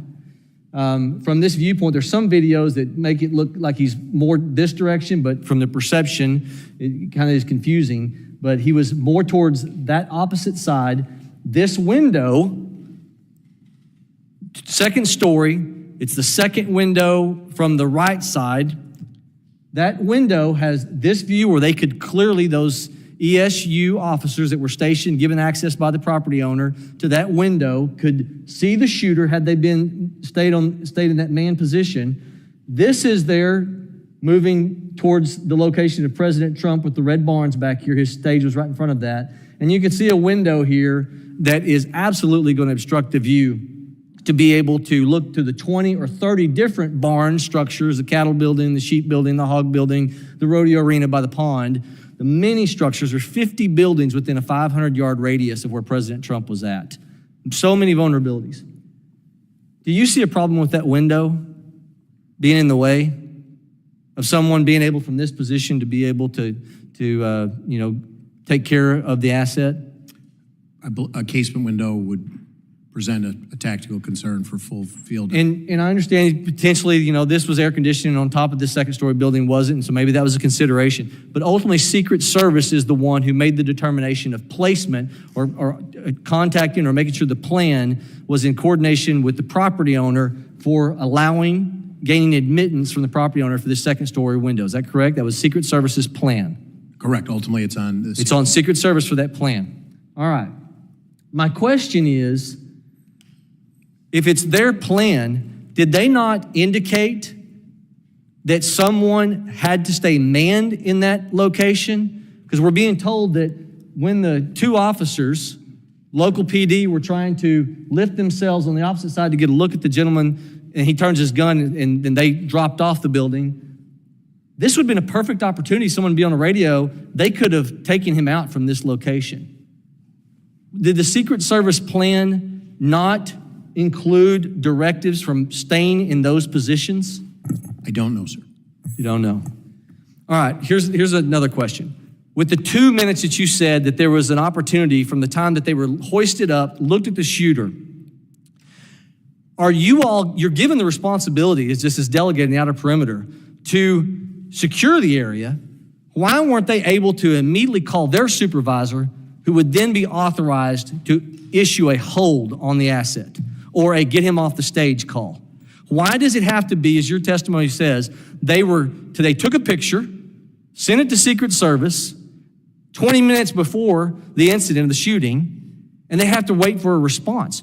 Why is not the line of communication? I understand they're on different radio frequencies. Why were they not empowered to say, if we send something suspicious, then state police, local law enforcement, sheriff's department, each one, the head official of each one of those departments, if we entrusted them with enough responsibility to secure that environment, then we ought to give them the responsibility to issue a hold call because of something that they see as a threat. Are they empowered to do that, or does it have to all go through Secret Service to issue a hold? I can only say what I know about the state police operations plan, and I do not know the answer to your question, sir. So I do not know the answer. I don't know what the protocol would be to issue the hold order. And just as a point of clarification that I tried to clean up with the congressman from New Jersey before, when the two municipal officers one was hoisted. Can I jump on that 2 to 3 minutes, because I got limited time here. Just to make sure, that was seconds before. That was seconds before Crooks started firing. Okay, you had said earlier today it was 2 to 3 minutes, but you're saying seconds I cleaned that up before. for the second time. Yes, sir. Okay. But even if they're hoisting, your testimony today, if I understood you correctly, it was two different officers that were hoisting to get a look at him, not the ones who were manned in this view. That is my understanding, yes, sir. Okay, so had they remained in there, they immediately would have seen the incident taking place if they were on the same line of communication, and they could have taken the asset out. I'm remiss to say that because I don't know what their general rules of engagement and assignment were from the Secret Service? It just looks to me like a major breakdown of communication. This procedure looks to me like it is lapsed with the ability of someone who, if they entrust them with the ability to secure these perimeter, they ought to be empowered enough to be able to give the authority on their comms to issue a hold. I don't understand that. With that, I yield, Mr. Chairman. Gentleman yields. And I'm going to say this because I have thoroughly enjoyed both of your testimony today. And there are a lot of guys up here on both sides of the aisle that are charged about this, that their emotion is not intended to communicate a lack of trust in the Pennsylvania State Police, or, I mean, you're being incredibly helpful today. Some of the things that we've discovered from your testimony have brought some frustration to our folks, and I hope you'll understand it in that context, that it's the energy is not directed at you. The failure to set up appropriate communication systems and to make decisions when they become aware of someone pointing a rangefinder is what's got people upset. And that's on Secret Service. So I just wanted to make sure y'all heard that from me. Yeah, Mr. Chairman, if I was amped up a little bit, I concur. So greatly respect what you're doing. Yeah. I now recognize Ms. Lee for 5 minutes of testimony. Thank you, Mr. Chairman, for having this hearing and for organizing this committee's trip to Butler, Pennsylvania. For us, being on the ground in Butler, Pennsylvania yesterday made clear the severity of the security failures on Saturday, July 13th. Those failures that almost allowed former President Donald Trump to be assassinated. Unfortunately, what has followed that failed assassination attempt is an erosion of public trust related to those responsible for keeping the president and the attendees of the rally safe. We've heard that because of a sloped roof, law enforcement was not able to safely secure the area that day. We've heard reports that certain officers abandoned their posts due to weather conditions. We've heard the Secret Service attempt to shift blame to state and local law enforcement, asserting that they failed to secure certain areas in the perimeter. Secret Service Chief Cheadle's resignation this morning is the first of many steps that need to be taken, and today's hearing is just the beginning of our process to get clear, accurate information about this issue, about the failures associated with that day, and ensure that not only Congress, but that the American public get the answers that they deserve about these events. Mr. Yoes, I'd like to start with you. The Secret Service is always the lead in providing security for these types of events that involve one of their protectees, but they clearly rely on their partnerships with state and local law enforcement as they move to different locations around the country. Are you concerned that former Director Cheadle's comments to ABC News, which many people heard as blame shifting to local law enforcement, could undermine the level of trust between state and local authorities and Secret Service when they come to communities around America? Yes, I absolutely do. And our organization actually issued a press release stating just that. Our relationship, it's impossible for a federal agency to do their function without including local law enforcement. That's a given. And that relationship is built on trust. And when comments were made, like what made on ABC, then we felt the need to call her out on it. And do you believe that the federal government's statements to the public, to the American people after this attempted assassination have helped or harmed public trust in law enforcement overall? You know, I'll say this. The very powers that we have, or the ability to do our job as law enforcement officers, is directly related to trust. And in an investigation, there's a fine line between what you do in order to protect an investigation and also be accountable to the public you serve. And when you don't walk that fine line, then it does create distrust. And it does cause a lot of confusion. It causes people to fill in their own blanks. And as a result, this is what we see. Sharing accurate information is important to keep everyone informed so that it doesn't run in different directions. And as the American people wait for an after-action report, what can or should law enforcement agencies at any level be doing to address concerns about transparency and protect that public trust? Well, I'll start right here. I mean, you have the Pennsylvania State Police. It filled in a lot of gaps that should have been filled in a long time ago. This is information that should be known to everyone. It is, essential facts. It doesn't change. It is what it is, and sharing this information lets everyone know exactly what occurred and gives us some insight of things that we need to correct.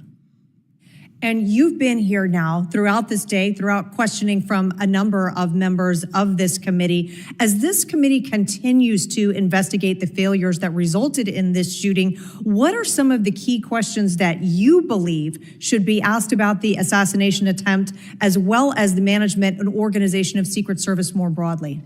Well, again, I have to be upfront in the fact that I have no direct knowledge to this incident or things that unfold. I'll just speak in just general terms. The first question that I think we all need to ask is, with so many elevated positions available, what steps were taken to protect those assets? I don't know the answer to that, but there were a lot of places. I mean, we learned a lot of lessons going back to President Kennedy. Higher locations create unique problems, and as a result, they should have been part of any action plan. I'm not saying they weren't. I'm just saying that we see the end result of what happened here, so obviously we have a failure there. Thank you, Mr. Chairman. I yield back. The gentlelady yields back and now recognize the gentleman in whose district this tragedy occurred, fine representative from Pennsylvania, Mr. Kelly. Thank you, Mr. Bishop. I appreciate Chairman Green's allowing me to be here, and then also to be in Butler yesterday, where it's my hometown. I'm 4 miles from this location. My concern actually started on July the 5th when I was told that former President Trump was coming to Butler, and I said, that's great. And they said, yeah, and he's going to be at the Butler Farm Show. I said, you must mean the big Butler Fair. They said, no, the Butler Farm Show. I said, who did a site visit? The answer is, we've already made our determination. My question then was, so then what you just told me is nobody's been to that site. I will just tell you right now that what you are planning there is not proper for the crowd that's going to show up. At that point, the person on the phone said, Mr. Kelly, there'll be 6,000 or 7,000 people there. I said, well, that tells me even more about the fact that you have no idea where you're going.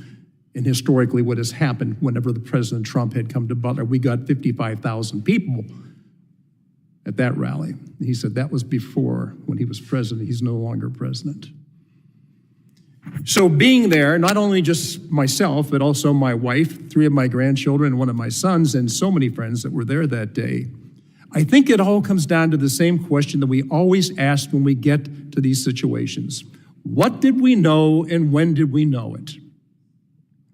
And I think forever now, people are going to look at what happened and say, we knew there was something wrong. We could see it.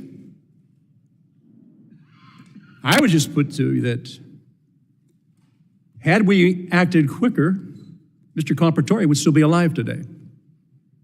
President Trump would not have been wounded, and 2 other people who were that day would not have been wounded. And in a greater sense, the American people have been wounded in a way that they have lost faith, trust, and confidence in how we protect certain people. This goes far beyond that, and I appreciate you both being here, and I'll tell you what, you really have given us testimony based on what your whole careers have been about, and that is protecting people. For some reason, on July 13th, we knew something was wrong. Every person I've talked to that was there that day or responsible for protection says, we did our job. And I said, so then you're saying that somebody else didn't do their job? And the answer is, well, that's to be decided later on. So I would just say, first of all,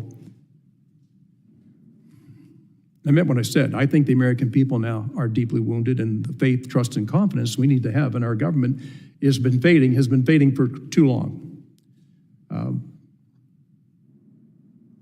I was there with the Pennsylvania State Police. I've talked to the Pennsylvania Police since then. Mr. Yost, thank you for your career. But at the end of the day, We don't have the answers we need to have. And I said it earlier, and I mean it. There is no reason for Corey Comprovatore to be dead today. There is no reason for President Trump to have been wounded, or 2 other members in the audience that day to have been wounded, had we done what we knew before we let it go any further than that. That could have been stopped early on. Nobody can convince me that when people see somebody on the roof of a building and pointing to him and yelling, there's somebody up there, it needs to be taken care of. And other people who were there, that eyewitnesses said they watched him go onto those grounds, and every time they said there's something wrong, somebody is going in the wrong direction and shouldn't be there, and the answer comes down, you don't know what you're talking about. There's nobody there. So as we continue looking at this, and I think that we have a lot of testimony today, and again, I thank you for being there, but I just submit to you that the victims of that day, innocent people, none of it had to happen. We knew beforehand, and we could have prevented it, but we failed to act when we should have acted. So I appreciate your careers and everything you've done. And Chairman, I appreciate the fact that I've been able to be here today and that you came to our town yesterday, in a town that I have lived. This spot is a place I've been at many, many, many times. I just cannot understand why we didn't act when we knew there was something wrong. At the very least, they could have taken President Trump off the podium, and some of the other activity after that never would have taken place. So thank you for having me here, and thank you both. Colonel, Mr. Yost, thank you so much for being here. I appreciate it, but there is far, far more we have to learn. Thank you, sir. Thank you. We're going to do another round of questioning, and I don't know, Mr. Gray, if you are going to want to ask any other questions. Or, I'll have a couple, okay, sir. Sounds good. So you'll follow me, and then we'll go around. I just want to get back to this text message that was sent at about 20 to 25 minutes prior. That text message was a picture of Crooks. Was it a picture of him pointing the rangefinder or of him just looking suspicious? Chairman, I have not seen the picture that was sent, so I don't know. But my understanding is, to the best of my briefings, it was the pictures that were initially taken by Butler ESU. Okay, so that was the 62-minute prior. Okay. At 20, 25 minutes prior, though, someone saw him pointing a rangefinder and taking range estimation or range readings, right? I think I don't want to speculate as to what he actually was doing with the rangefinder, but the rangefinder, my understanding is, was the heightened suspicion. Yes, sir. And he was pointing it. Because a rangefinder, I guess you can have it digital and do it like this, but there are also rangefinders you look through and you have a reading. Do you know description of the rangefinder? It was not briefed to me. I can't okay. But there was concern, and that was relayed to the command post, and that was a PSP guy in the Secret Service command post via a text message 20-something minutes before, and you think it included the fact that the guy had a rangefinder. My understanding is, yes. Okay. Okay. Then you mentioned that the 2 ESU guys that were in the second story, in truth, to me, it appears to be a second building behind it that got joined by all these different, the breakup of that whole complex and the intricacies of, places to hide and move around, all the little alleyways, is because they built tunnelways, or not tunnels, but hallways that were covered between each of these different buildings. So it's actually a separate building with a amended. Connector. Yep. So there are 2 guys in that building. They leave to go look for the guy, the suspicious person. My understanding is, yes, according to interviews. So they were not manning, they did not have oversight on that rooftop because they were out looking for the guy. Correct. My understanding is it was the grounds around there, to see it photographed now or on your tour yesterday, without scores of people traversing from different parking areas to make ingress into the secure perimeter, that there was a concerted effort to try and identify and make contact with him. Sure. In conjunction with other I was briefed that there were 2 other suspicious individuals that simultaneous to this, not terribly too far away distance-wise. I don't have the specifics, but those this is all occurring contemporaneously. But one of them, Crooks, had a rangefinder, and so they leave and they go, look, he's suspicious. That leaves that building with 2 sets of eyes that could have observed it, granted by exposing themselves. And by the way, I would think they could stay in the building as opposed to being on top of it for their own sort of defilade position. I get that as a sniper works, but you got to be able to see it. So anyway, they leave. Did they know? Was Secret Service notified that they were leaving to go look for this guy, and thus those eyes on top of the building not? I do not know, and the other thing that I do not know is where else Butler ESU sent that information. I have not been briefed on that. Who told them?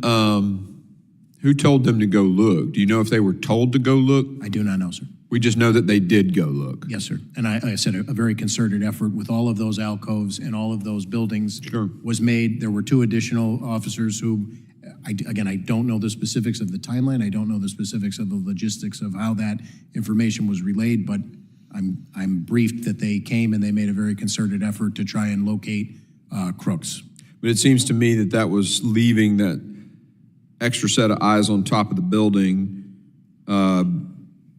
It would be something if I were the site commander at that point, I'd want to know 2 guys are leaving a post where they have observation on a building, and that somebody relayed that to me so that I would know, oh, wait a minute, now 2 sets of eyes that were on the building. You know what I'm saying? It's like if you pull your lateral security in an ambush or something. I'm talking like an Army guy now.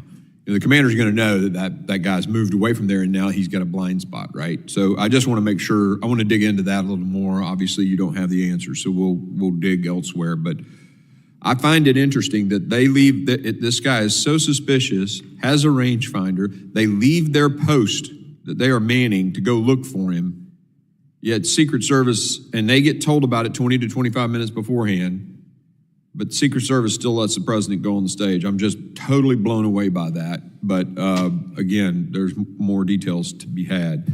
Thank you for being here. I really appreciate it. I'm going to turn it over now to the ranking member for his 5 minutes of questioning. Gentlemen, thank you for being here today. Commissioner Paris, Mr. Yost, we're looking at a rearview mirror of what happened. A lot of good questions from both sides of the aisle. Commissioner Paris, you don't have the luxury of time. You're protecting governor, and you'll be protecting high-profile candidates in your battleground state, like right about now. I'm trying to figure out how we help you do your job a whole lot better. Mr. Kelly, his line of questioning was interesting, and I considered it important because that's his background, that's his backyard. And he asked, who decided the site of the event? It's a good question. Bigger question is, who okays, who approves the site of an event? And I come back to what I said earlier, which is one of those officers on the ground said, Lou, he said, who's in charge? The Secret Service says good or bad. Does the campaign they then say good or bad, or does the campaign have the ability to override the Secret Service at an event? And I say, and I ask this question from you, Commissioner Paris, you're going to have to make these decisions here real soon. Because if I'm here where you're at today you've learned some lessons. The 13th to today, we've all learned some lessons, and you have to execute, sir. And it's not your responsibility. It's not our responsibility. It's all of us, our responsibility. And I want to know how we can help you clarify these lines of command, so to speak, to make sure that we minimize the possibilities of this happening again. Who makes the decisions? Who's in charge? What are the lessons we've learned today, gentlemen? Sir, what is it that we can do to make sure that It's not going to be on your shoulders. You're not going to be able to resign. You have to execute. Please. I appreciate your comments very much. I can say that through the governor and the legislature in the Commonwealth of Pennsylvania, we are very supported, and we have the resources, I believe, moving forward to rise to the occasion. The Secret Service remains the agency with the most experience, traditionally, when you talk about organizational knowledge to carry this forward. Responsible for the Pennsylvania State Police, I pledge that any and all support that we can give to keep all Pennsylvanians safe, which is what 6,400 civilian and enlisted Pennsylvania State Police show up every day to do, we will do. We want a robust republic, and we want to secure people's ability to express their views, and we have worked diligently and will continue to work diligently to make sure that that happens, sir. Commissioner Paris, you are the thin blue line, keeps us safe. Secret Service is an even thinner line that keeps, in many ways, our democracy functioning, protecting us. They have to score 100%. They cannot let one bad thing happen as they did on the 13th. I want to make sure that we know that we give the Secret Service the ability to make those decisions when it comes to the safety of our candidates and elected officials. And for the third time, I'm going to repeat those words that were told to me by an individual, law enforcement individual on the ground when he said, Lou, who's in charge? Is it the campaign or is it the Secret Service? And I'd like to get to the bottom of that and make sure it's the Secret Service that's in charge. I don't know who is in charge, and I hope to God that we do find out.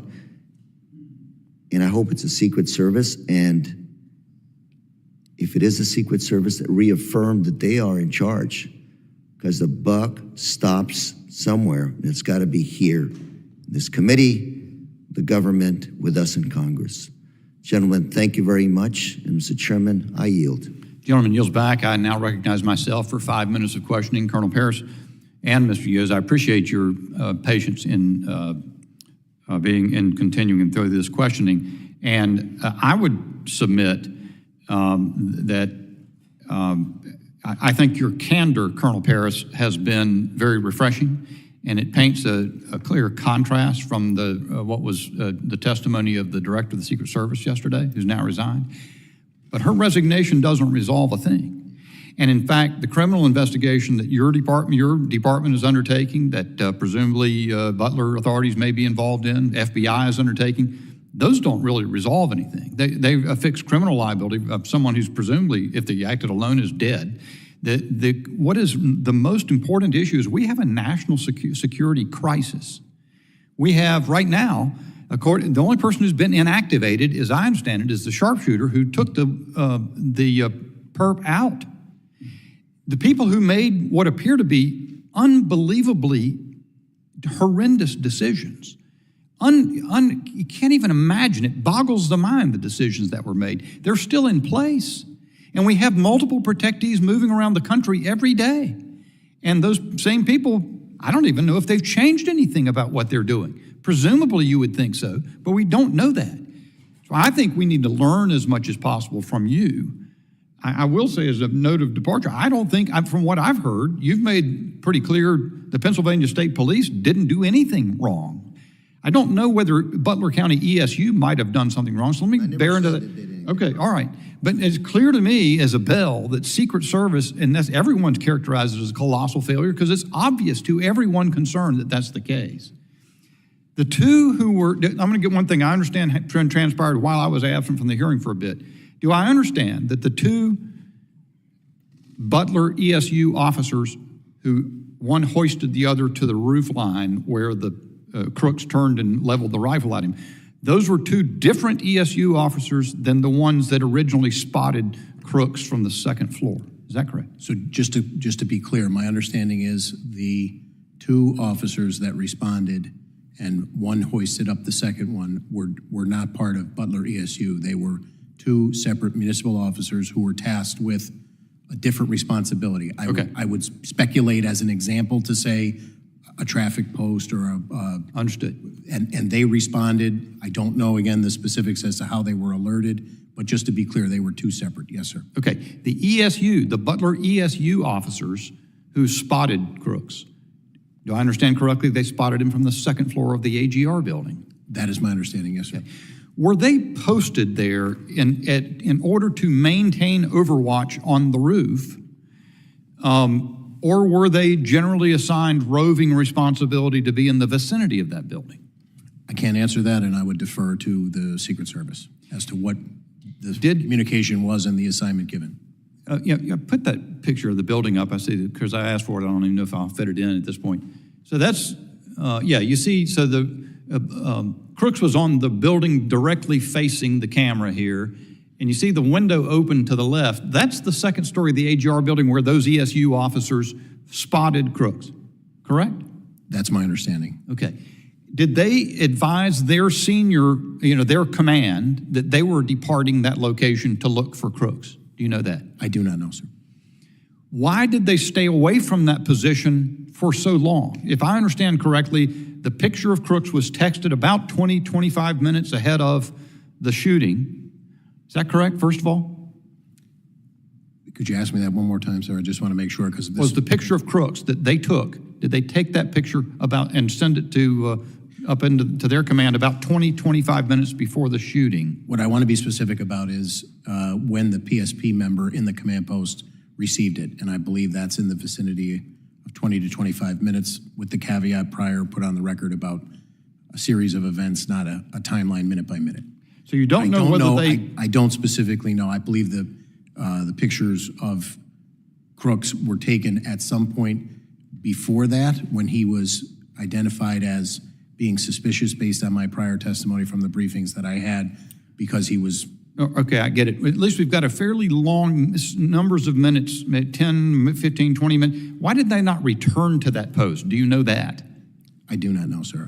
My understanding is that there was a very concerted effort at that point to actively search and locate him and dispel that suspicion. You mentioned that you have asked for, not received, I don't know what you call it, the site plan, but from the Secret Service has not been given to you. Has there been anything else that you've asked for in the course of your investigation that's been denied or made inaccessible to you other than the site plan? Again, I want to be clear. No, I'm not aware of anything else that we've asked for, and we have not been denied. I just believe we haven't received it yet, so I want to make sure I'm not mischaracterizing that. We asked for it, and we have yet to receive it. Yeah, we never get denied stuff. We just never get it. My time having expired, I recognize the gentleman from New York, Mr. Lilloda. Thank you, Chairman. Colonel, I want to reiterate the appreciation this committee has for your energy, your stamina, your focus, your candor.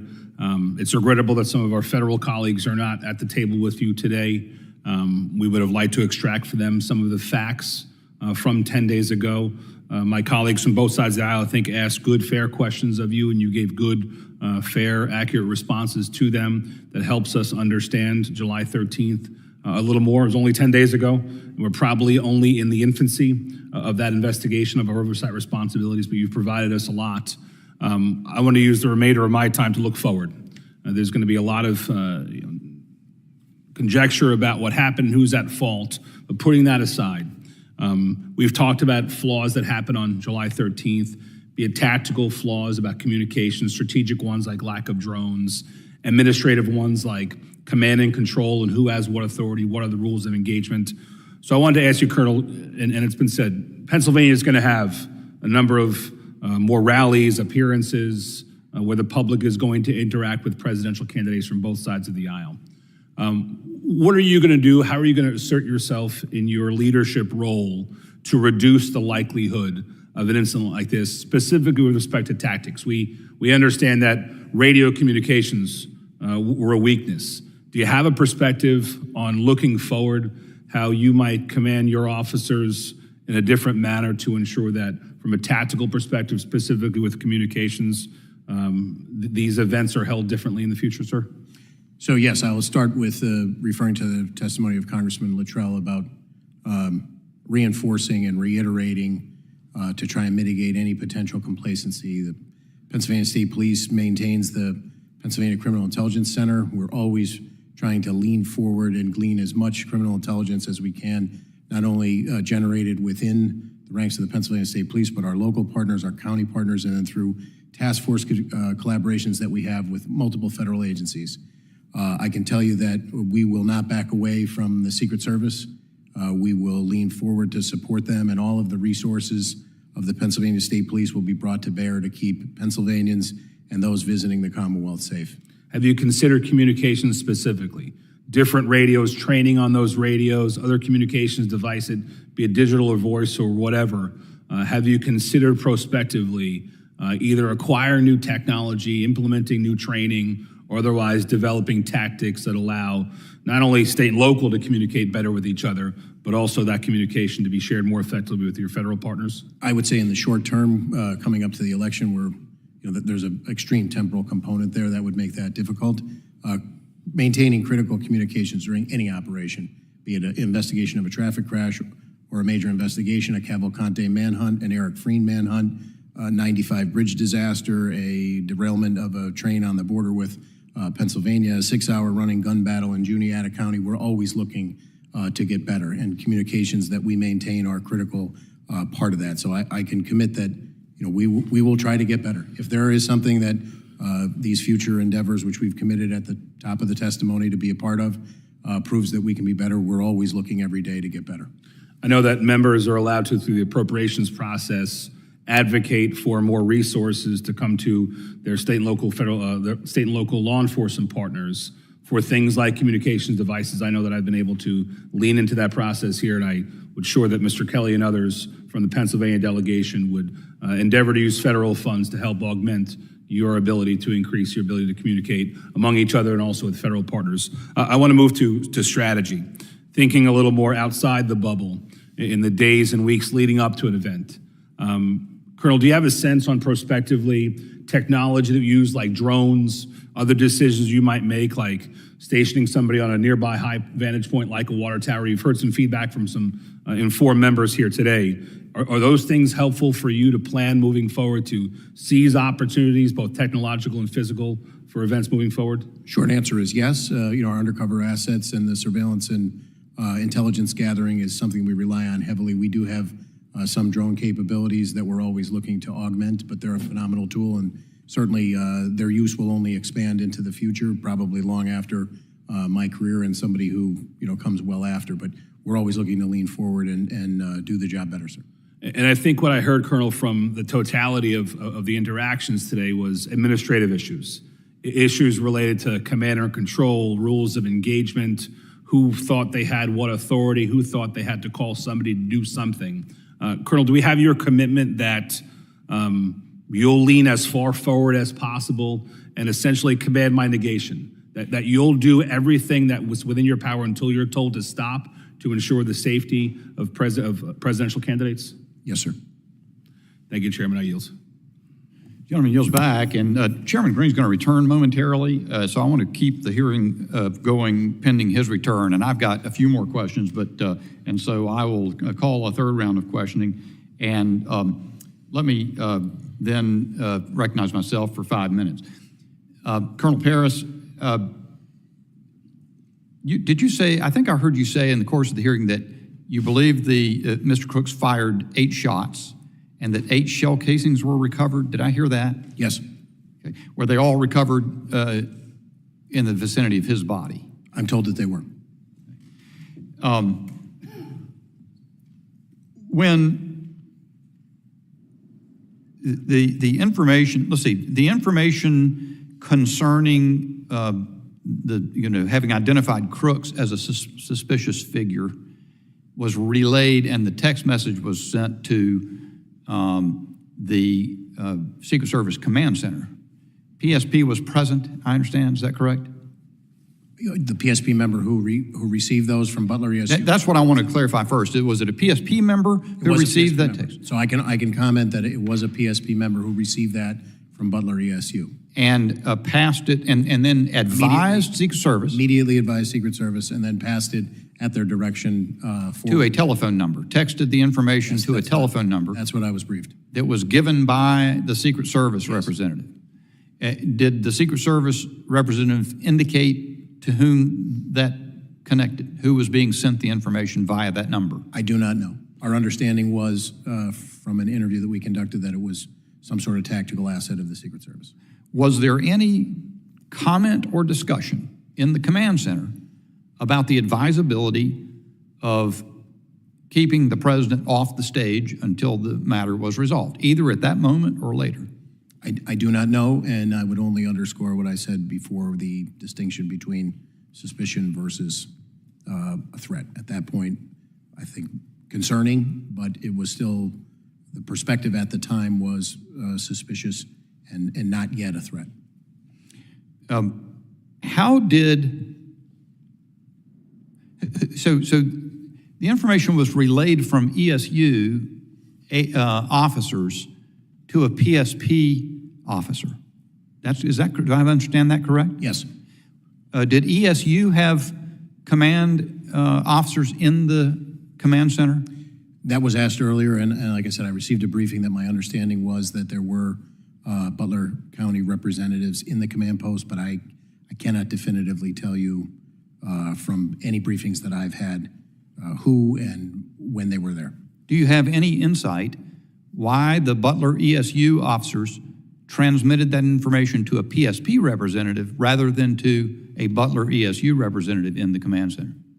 I understand that there was, the Butler ESU person from whom it came and the PSP member to whom it was sent they essentially knew one another.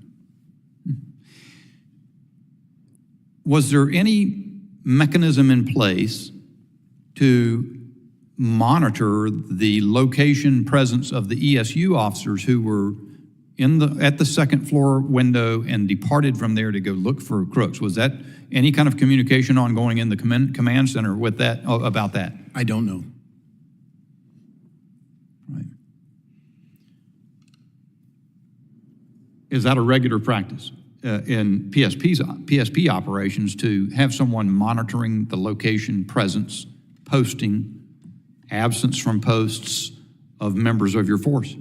I would say in general, you need to know where your assets are deployed, but I would also say, depending on what the prior rules of engagement are, there may be a situation that could realistically, outside of the example we're discussing today, that we would expect our people to make a decision in the immediate moment to address another issue.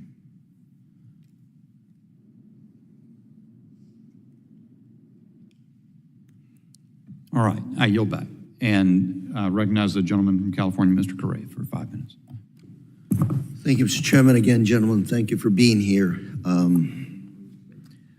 Something Mr. LaLota said that I want to emphasize and underline, which is, gentlemen, I hope you lean forward when it comes to making decisions, making what your gut tells you is the right decision when you're out there trying to protect American lives, especially those of candidates. The situation is an interesting one because in this committee, we have been talking about domestic terrorism as being a bigger threat to the United States than foreign terrorism. And I would imagine, based on the facts that we know them today, this is a domestic individual that God knows what motivated him to do what he's doing. He was looking up information according to what I've read. He was looking up both Democrat and Republican candidates. God knows what set him off or where he was going, or what targets he was really focused on other than possibly the opportunity. This is not good news because this is essentially a lone wolf, it would appear, that just God knows what motivated him. And I'm bringing this up because, Mr. Yos, you represent thousands of police officers in this country.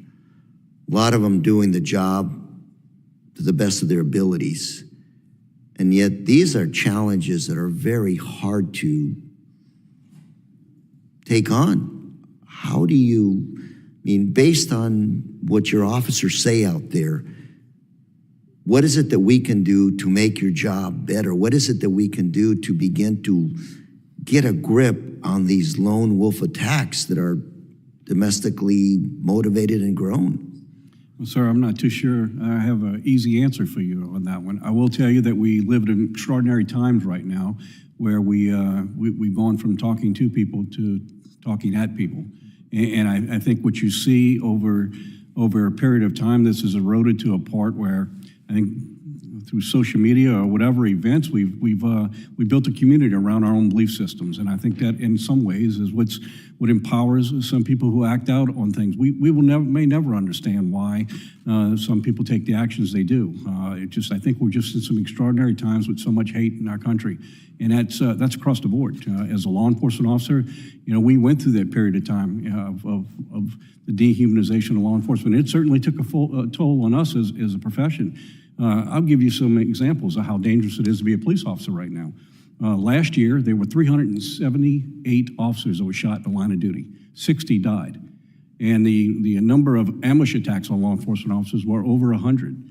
That's last year. This year, already the first 6 months, we're at 200 officers have been shot in the line of duty. Last year? Last year was 376. And this year we're at? This year we're at 200 just in the first 6 months. So we're on par, or it will exceed what last year's been. There's just so much hatred in our country right now, and I think that I agree with the statements made by pretty much everyone in this room. We need to turn the rhetoric down. I think it's not serving to anyone. The hatred that we have across this country is permeating into everything we have, and that's everybody owns a little bit of responsibility with it. We need to focus on finding solutions to problems rather than blaming others for what the problems are. I know that that's not your question, but I think it. Well, actually, you are answering my question, sir. I'm sorry, what? You are answering my question. Yeah. So what can be done, sir? We really need to turn the rhetoric down. We need to recognize that in reality, this is the reality when it comes to law enforcement. The majority of violent crime in this country is committed by a small percentage of people. And when we're able to separate them from the people that they prey on, we impact crime. We struggle in this country because law enforcement officers are doing their job to try and separate that. But I think our system is just so many layers in it that shows that it's fractured. And we really need to get back to the real business of protecting the people we serve. That's the end of the day, that's what's most important. And so we live in some extraordinary times. I look at what happened here on the political stage. It doesn't surprise me because this has been happening across our country, across a number of individuals. Commissioner Harris, any thoughts? I would just say that we endeavor to try and be the most professional that we can to earn that respect every day. I think every encounter of the millions of calls of service that troopers answer across 45,000 square miles of the Commonwealth is an opportunity to establish that relationship and be professional and do the right thing. And that's what I think, sometimes the more complex the problem, the more simple the solution in terms of keeping our focus on being professionals, doing the right thing at the right time, and showing up every day and earning it. If I conclude by saying that thank you for your service to our country and to our communities, keeping us safe, and consider us, I think I can speak for everybody up here, consider us partners of yours. Work with us, talk to us, not at us, but with us, so we can figure out how to solve some of these issues.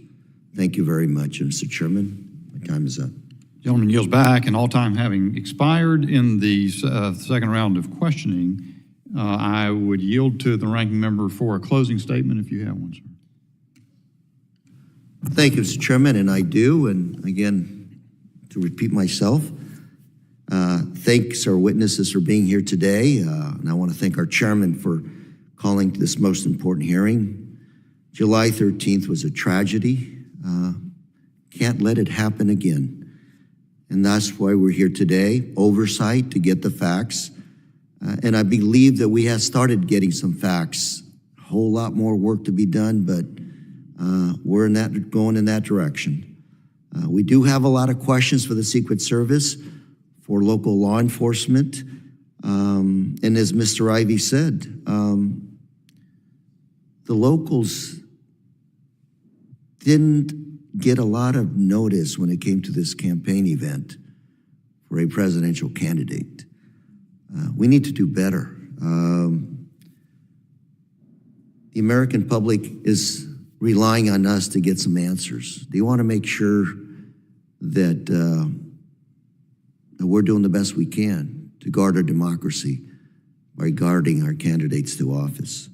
And as we get closer to the November election, like you both have said, we got to watch the rhetoric. We got to tone it down. And I've heard those words in this committee. Right after January 6th, we echoed those same words from both sides. Tone it down, folks. And we're still there. We can do better. We can do better for this country, for our democracy. And we need to again set an example for the rest of the world. All of us together, we can do this. Thank you very much, Mr. Chairman, and I yield. I thank the gentleman, and I'm going to give the chairman's closing statement for him, but it's prepared here, and I think that is the appropriate way to end. Before I do that, I want to say thank you to the witnesses, especially Colonel Paris. I will say that in the North Carolina Highway Patrol is an institution in my state that I have not, until I had occasion to serve in the legislature and then subsequently run for Congress and serve districts that have constantly changed in North Carolina, and I have seen institutionally how the State Highway Patrol has then fed the sheriff's offices over the course of time with elected sheriffs who've come up in that institution. And I don't know that much about your organization, but you remind me of the fine men and women of the North Carolina Highway Patrol, and I really do appreciate your candor. Tomorrow, the director of the FBI, Christopher Wray, will be testifying before the Judiciary Committee, on which I also serve, and I hope he'll be candid. I believe there are moments when the sanctity of criminal investigations needs to be tempered by the fact that the nation needs answers to a national security crisis, as I suggested before. You have been candid while still protecting the sanctity of the investigations that are ongoing, or of which your agency is a part, and I appreciate that very much. So during this hearing, we got the news that Director Cheadle resigned. After refusing to give straightforward answers to Congress and the American people about the Secret Service's failures on July 13, seeing the chairman return, I'm going to pause and let him give his statement, which I had commenced. You're closing for me there, Tom.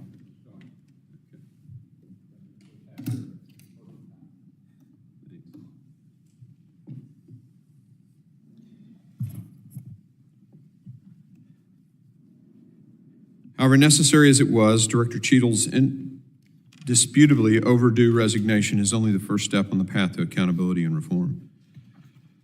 Today's hearing was a vital step in obtaining more information about what happened in Butler, Pennsylvania, but Congress has a lot of work ahead of us. I think today, as we've questioned these professionals who've served their communities and their states for their lifetime, we've discovered a lot of facts, particularly about the operation. Yesterday when we were on the site, we learned about the planning failures. Today we've learned about conducts of the operation failures, communications and things like that, people moving and maybe not notifying, those kinds of things. Secret Service making a decision to not stop the president when a guy's using a rangefinder and is described as suspicious looking. I just boggles the mind. We're going to continue to investigate the failures of the Secret Service. Our mission is very clear. We've got to get to the bottom of it. This can't ever happen again. I want to thank both of you for serving and for a very long testimony today. Thanks for sticking around and letting us. We're going to have lots of other people come in here, and we're going to get granular on all of this stuff. But this is the closest that anyone's come to taking the life of a president or a presidential candidate in over 4 decades. It can never happen again. It just simply cannot. So we're going to continue our fact-finding to figure out exactly how it happened, much like a after-action review would. Identify all those areas and ensure that Secret Service, whomever steps up to take that leadership role now, does so and addresses these things. Again, thank you, gentlemen, for being here. And if there are members, what often happens in our committee hearing, they'll have questions that come to them. They have a few days to generate written questions. Would you be open to us sending those to you and you just send a letter back with the answers in writing? Okay, thank you. I appreciate the affirmative nods. Again, thanks for being here. And I think both sides of the aisle did an amazing job. And you made some closing comments, Mr. Gray. Did you get a chance to? Okay, I'm sorry I missed them. I'm sure they were. Second shot, I can repeat myself. I'll go watch the tape. The committee stands adjourned.